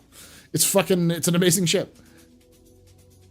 You got to remember a name so long to annoy someone that the person who brought up the Endeavor was me. I'm the one who brought it up to X, and then as a community, like as a think tank that is the Info Runners, we realized what was actually going on. Because I said it's going to grow and it's going to be the size of a Bengal. He said, "You figure?" And I'm like, "Yeah." And so then he started looking into it himself, and he's like, "Jesus Christ, you're right. It's not as big as a Bengal, but a javelin." So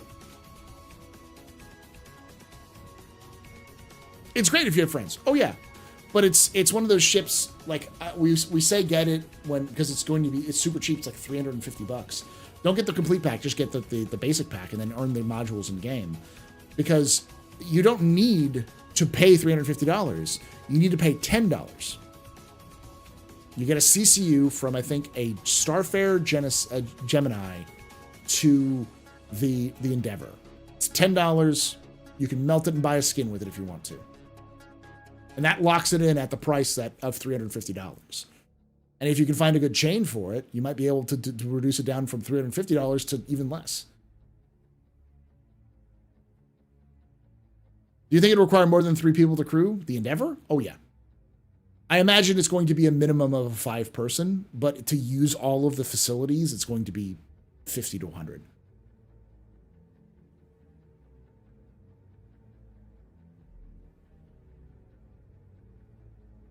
The 15K is the gold F8C, and after that it's the 600i. Okay. I see you'd mind Endeavor down to 250 or 205. Yeah. Yeah.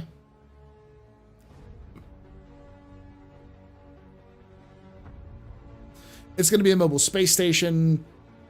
It's going to be a mobile whatever you want it to be. It's a mobile, like, civilian capital ship. The Hope is a mobile hospital. There's one version which is like the mobile, farm.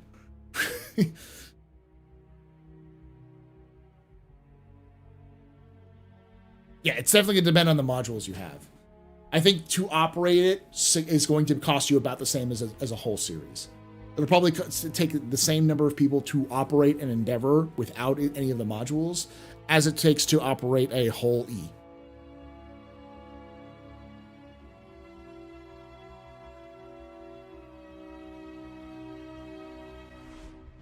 I like the MSR as soon as I saw it, and I fell in love with Crusader because of your video. Oh, thank you for watching. Did you watch all of the complete one, or did you watch each of the individual ones?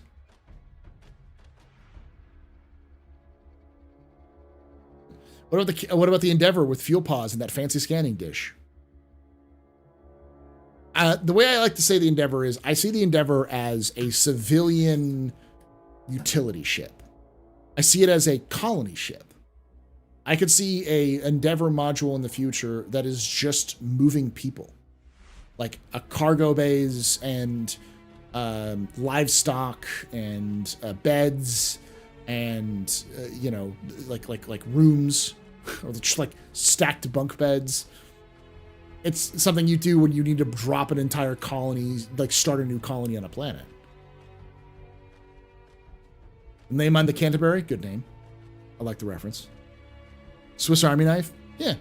If you want a big Swiss Army knife. Almost certainly I can imagine the Endeavor having a base building module. Oh, easily. Now, I do think it's going to be stuck in orbit, though. I don't think it's going to be one of those you could land when it's extended with all its modules. But I could see it being something you build space stations with.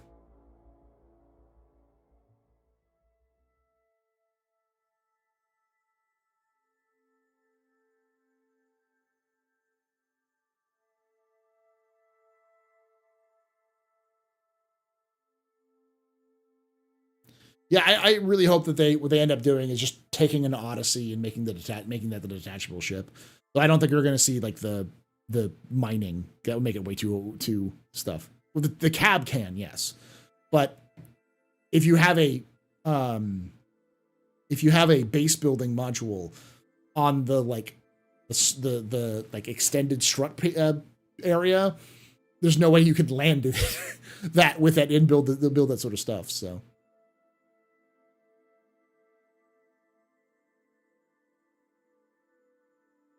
Yeah, we're not going to see the Dur get the interior rework. It's never going to get an exterior. We're not going to see the full internal rework for some years now, because I think CIG is going to want to try to use all their resources to tackle new ideas and fix up the old stuff they've already made. I think CIG is going to wait to release the base building module for the Galaxy when they actually have base building in. Hey, Max, thanks for watching, as always.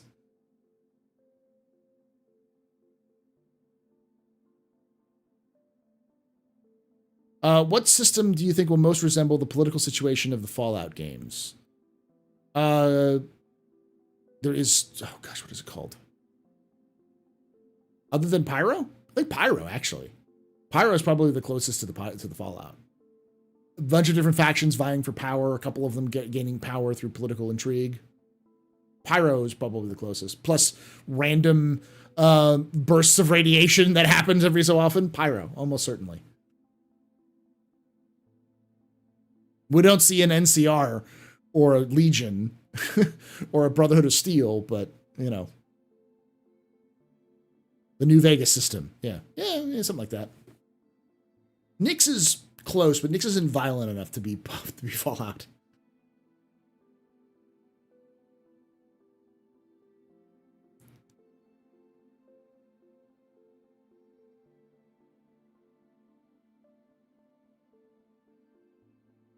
Spider is actually pretty unified. It's a pirate haven, but it's like a republic of pirates. So it's a Tortuga, if you will.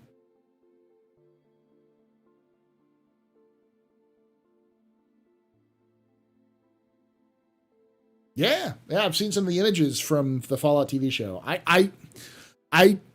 I'm hesitant about the Fallout TV show. And the reason why is because all of the images, they look lore accurate, but they look too clean. This is Fallout.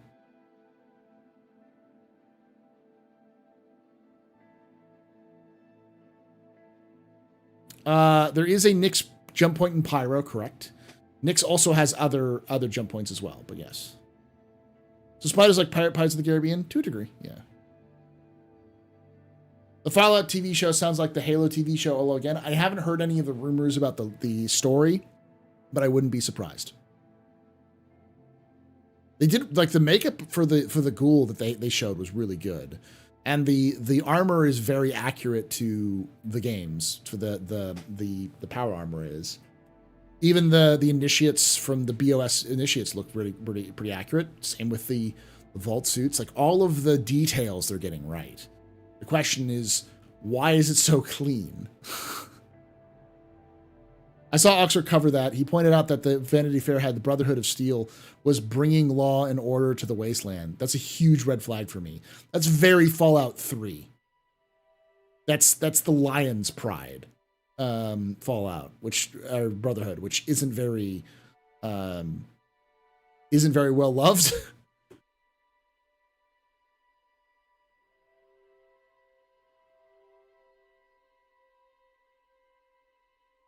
Did the Imagine video get updated?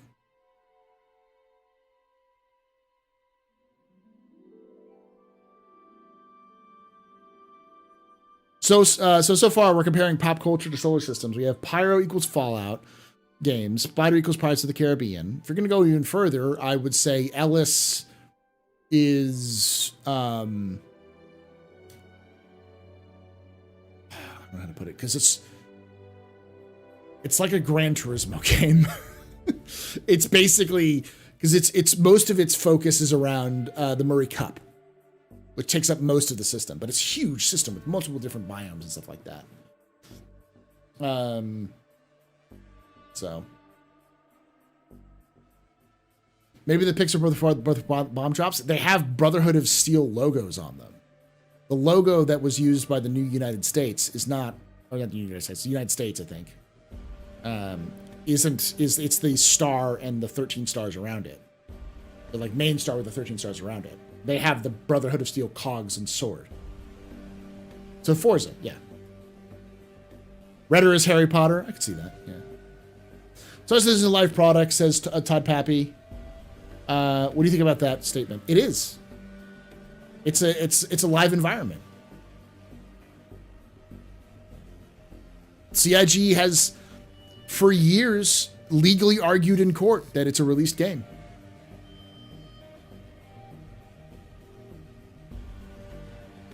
Same way as you would see like an early access title is a released game.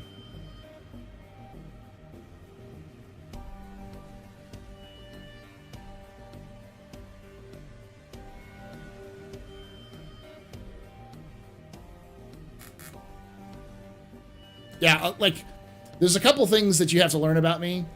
I'm a lore nerd, which you all know, but like, you don't understand. Like, you don't comprehend. I'm a lore nerd. You release a game, I'm gonna find out about that lore. That's the first thing I'm gonna do. And if I like it, I'll go even deeper.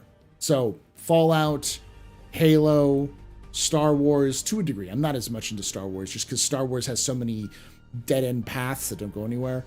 Warhammer 40K. I've been getting into Warhammer Fantasy and Age of Sigmar recently. I've done, yeah, I've watched shit tons of SCP stuff. Mass Effect I'm a little into, not really like super into. I'm trying to think what else.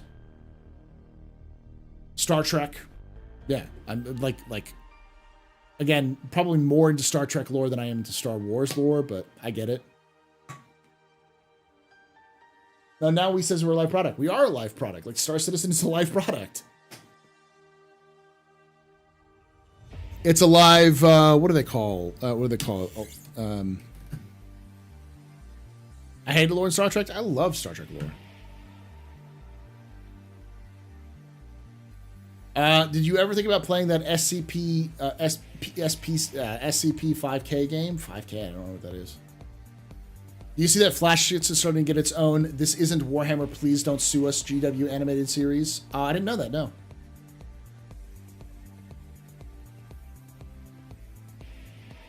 Yeah, the Night City is Cyberpunk. Yeah, I know a little bit of Cyberpunk lore as well. Oh, lore was mean to Data. I get what you're saying, Kevion. I get what you're saying.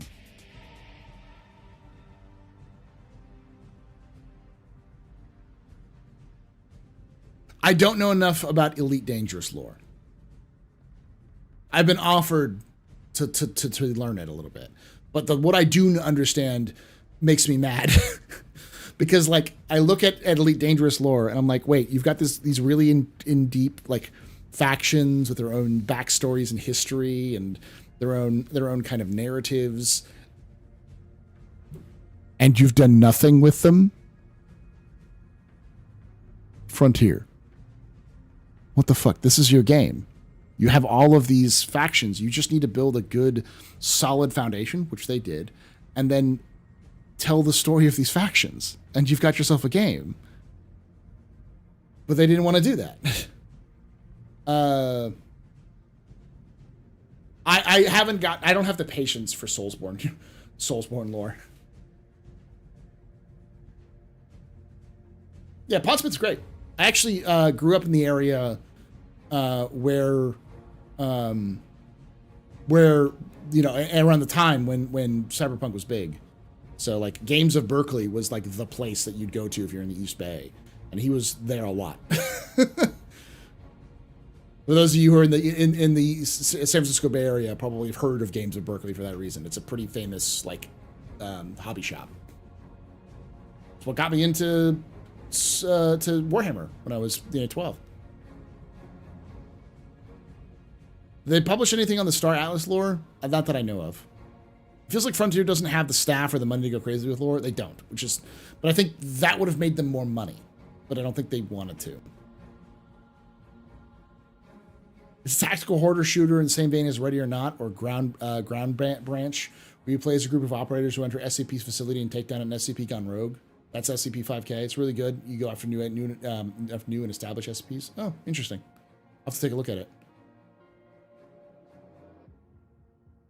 What system is the most technologized? Probably Terra. Yeah, Stanton or Terra. In terms of like highly advanced technology. Redder maybe as well. Redder's pretty advanced. It's where all the research facilities are. It's a live service game. So is it an extraction shooter?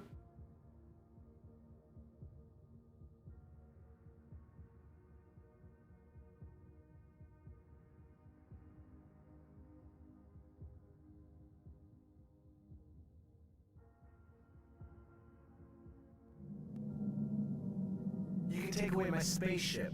Spaceship. You can take away my space suit. You can even take away my space lasers. Yeah, there's a fan one. There's an old fan one. Then did the fan do it again?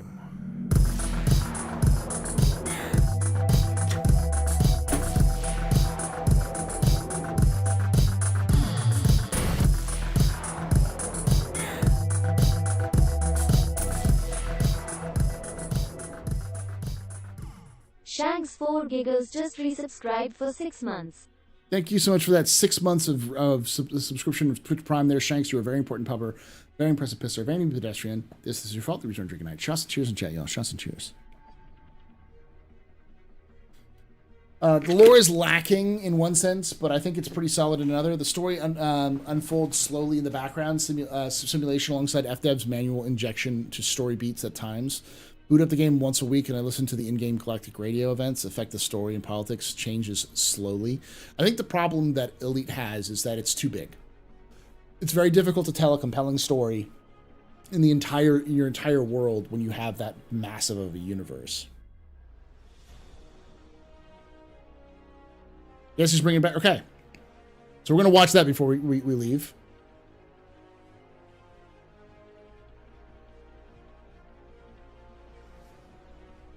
Ignition Corp did another Imagine. All right. I'm going to get copyright struck, so I'm going to have to go back and mute this. But I'm going to definitely watch it for sure. For those of you who don't know, it loves it directly, yeah. The sound is mid. For those of you who don't know, this was one of the very first fan-made, like really big fan-made trailers that CIG then remade in-game, like remade themselves to do an official trailer. And I guess, look, they're trying to redo, Cognition Corp is redoing it one more time.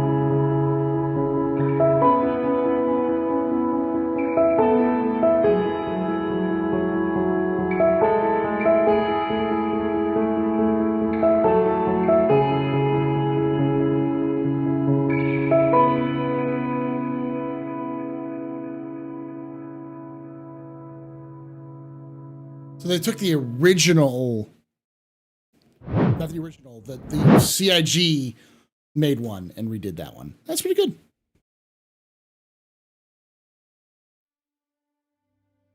Link, please? Sure, I'll put it in the chat. Now, if you want to see a really good fan-made something, this is something that I so it was brought to my attention through my Discord.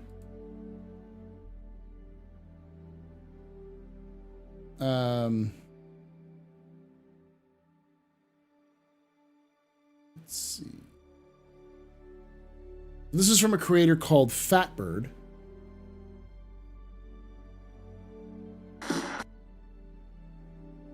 They're pretty new.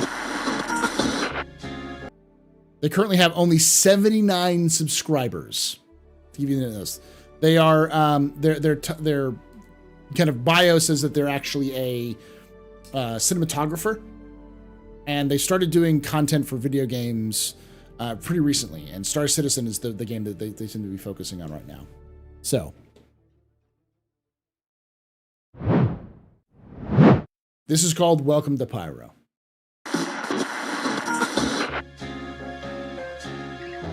Pyro. Isn't it something else? The gorgeous landscapes and the breathtaking atmosphere. It inspired me to write a poem. Roses are red. Violets are blue. And if you come to Pyro,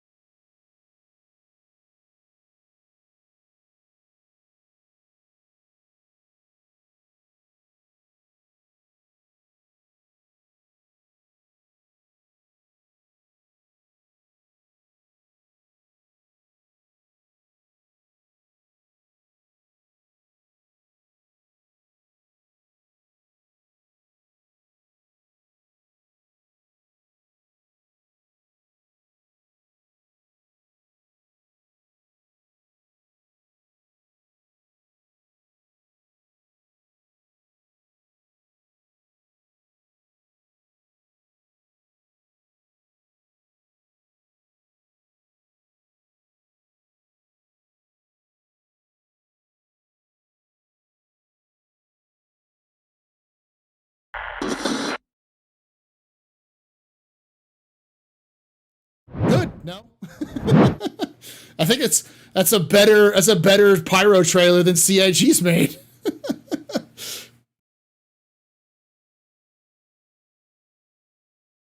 Again, that video has less than 2,000 views, and it's been out for 2 weeks. I love that. That line clinched it. If you can't take the heat, stay the fucking Stanton. I love it. It's exactly the attitude that people in Pyro would have.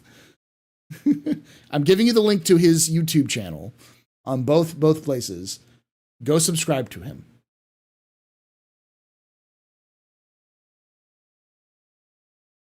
They also did a video 8 hours ago about them salvaging a mega yacht. So.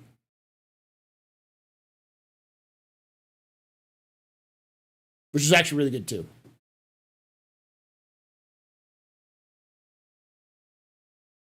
I've never actually seen a Redeemer in action in game. Is it actually good? I don't know. I hate it. But it looked like at least the Fatbird was using it properly. They were orbiting and tilting and firing like it was an actual gunship. That was really great. Yeah, Nerdy Gentleman, how are you doing, buddy? Yeah, that's another person you should click on and subscribe to. In fact, I'm going to pull that up. Since we're just doing this at the end, I'm going to do it real quickly. Because the Nerdy Gentleman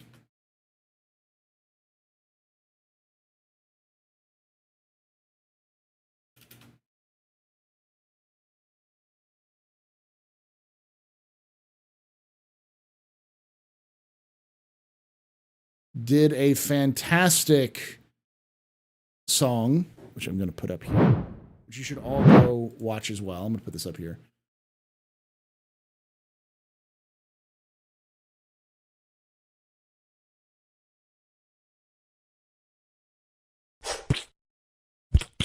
This, no offense, dirty gentlemen, it doesn't go quite as hard, but it's still really good. Gentlemen.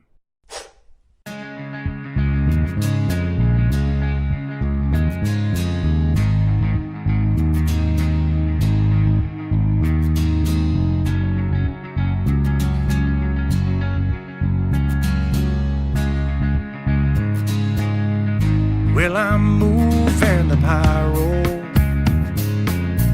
My bags are packed, I leave tomorrow.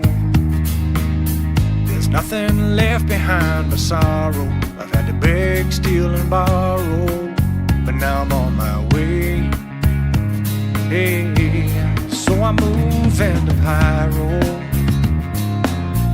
to make a name wherever I go. Set up shop, reselling cargo. I'm mining asteroids in a key roll to pass the time away. Hey. Well, I don't know half the trouble I can get myself into. I might pick a fight with Darkseid. I may organize a coup.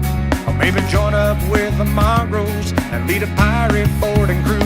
But in the end, I won't come back to Stanton again. Come on, we're moving to Pyro. We'll start a brand new life in Doggo. No corporations or embargoes, no mindless rules to follow. We'll do it our own way. All your texts are showing? Hey. Well, we don't know half the trouble we will get ourselves into. We might clean up a ruined station, we might die from pyro flu.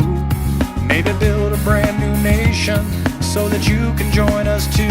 But in the end, this is Drake Nelson. I love it. We won't come back to Stanton again.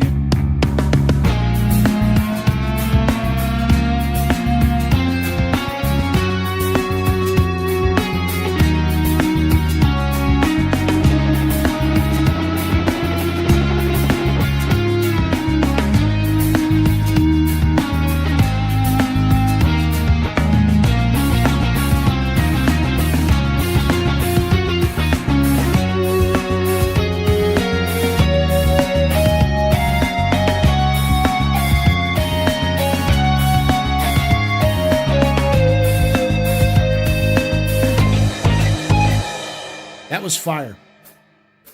Well, I'm moving to Pyro. My bags are packed, I leave tomorrow. I've had to beg, steal, and borrow, and my adventure awaits.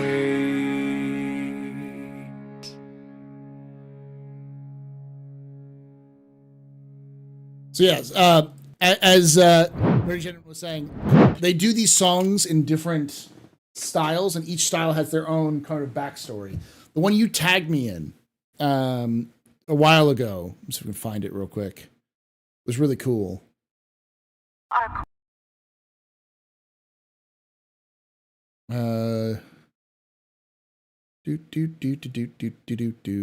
don't know if you know, I'm also the Astro historian, nerdy gentleman. So,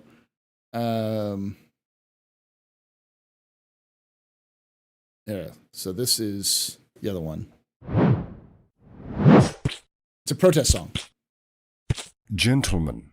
Thank you all for joining us. We'll be back tomorrow for some Siege of Orison. I probably will do normal Siege of Orison and not pull out the Senator tomorrow because I want to see what it's like. But we'll definitely be doing Senator Armstrong, the son of Stanton himself. I'll be donning the role on Sunday, so you can see me go fist fight the Nine Tails. So yeah, that'll be good. And then Saturday, right now we have a night cob. We don't have any other person there.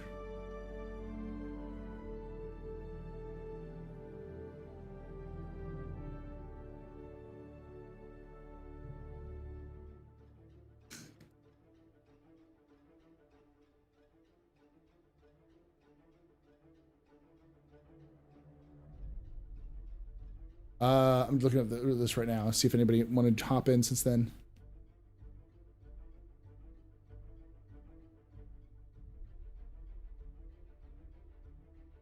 So yeah, we still have an opening. I still have an opening, so I'll have to find somebody. I'll grab somebody if I need to. But yeah, so Night Goblin, we're gonna be talking about events.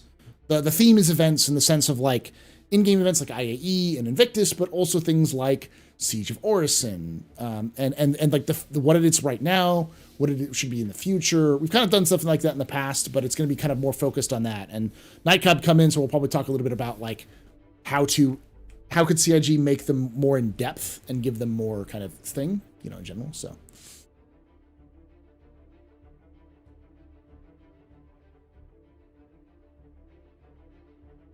Thank you for watching again. So yeah, that's kind of like the content for the next week or so. I'm gonna do my best to have the lore video on the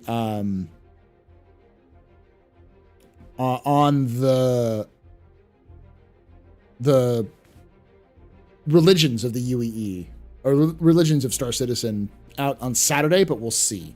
I haven't written it yet, so I have to sit down and kind of. I know the general list of them. I just have to sit down and write it out and see how long it's going to be. Probably will be like eight minutes. It's not gonna be that long. There's just not a lot to them. There's like not a lot of detail to them, but you know, we'll see. A lot of people wanted to see it, so. What can they do to improve it? Part? Yeah. We've done it in the past with the podcast. We've talked about it, so.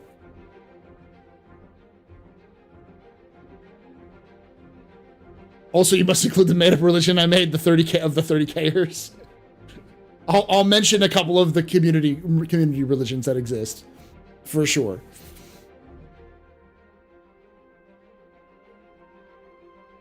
Including you, yeah. I mean, I think it'll garner interest, but I don't know if it'll quite do as well as the as the current video I released recently. And I'm toying with the idea of putting together a video on the Storm for this channel, for this YouTube, more as a kind of a way of saying like, it's more of a critique of like how the Storm is bad and how it's a symbol of something that CIG does infrequently, but often enough that it can be a problem if they don't get a handle on it. So just got here. Sorry, Soul. Hey Paul, are we how are we doing with our full history of Star Citizen? I get you lots on, but what can you tell us? It's basically down to Pyro. I've got to finish up the last little bits of the story because it's going to, for part 4 is going to end with the discovery of the Jean, and I'm almost there. But then I have to go back and also add in some more lore stuff for Pyro because that came out for pretty recently. I'm also kind of double backing and checking because there's a couple of things I forgot because we're at the stage of lore where there's no, like, we're starting to get into a lot of the detail.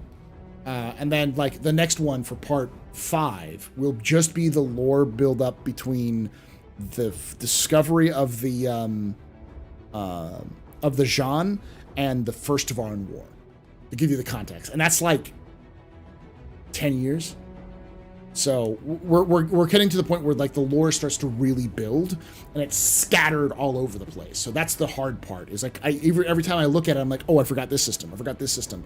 I forgot this story. So that sort of thing. So with that, I've put my foot down and said I'm going to try to get that done this week. So I'm going to try to get that finished written and recorded before the end of this weekend. And so I can send it off to my editor and it'll be out before the end of the year. So.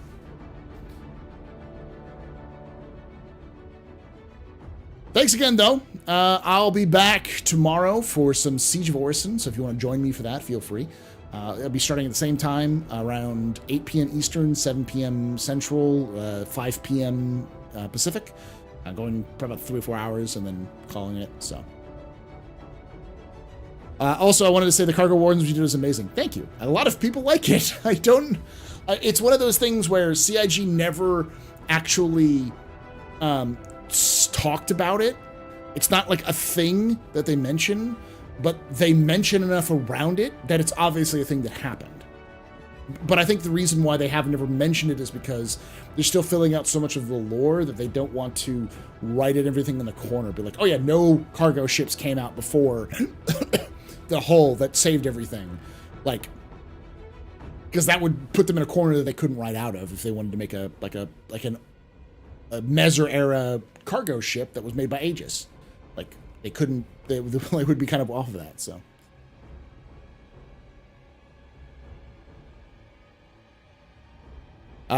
Put my foot down, but what's if your foot's in a sinkhole? That happens a lot.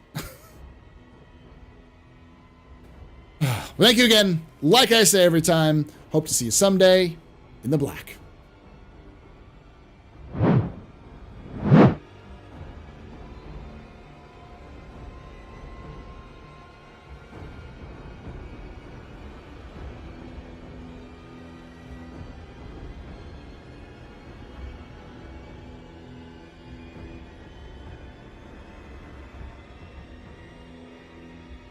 Smush is doing a show off, which is Abdi streaming. Let's go raid Abdi.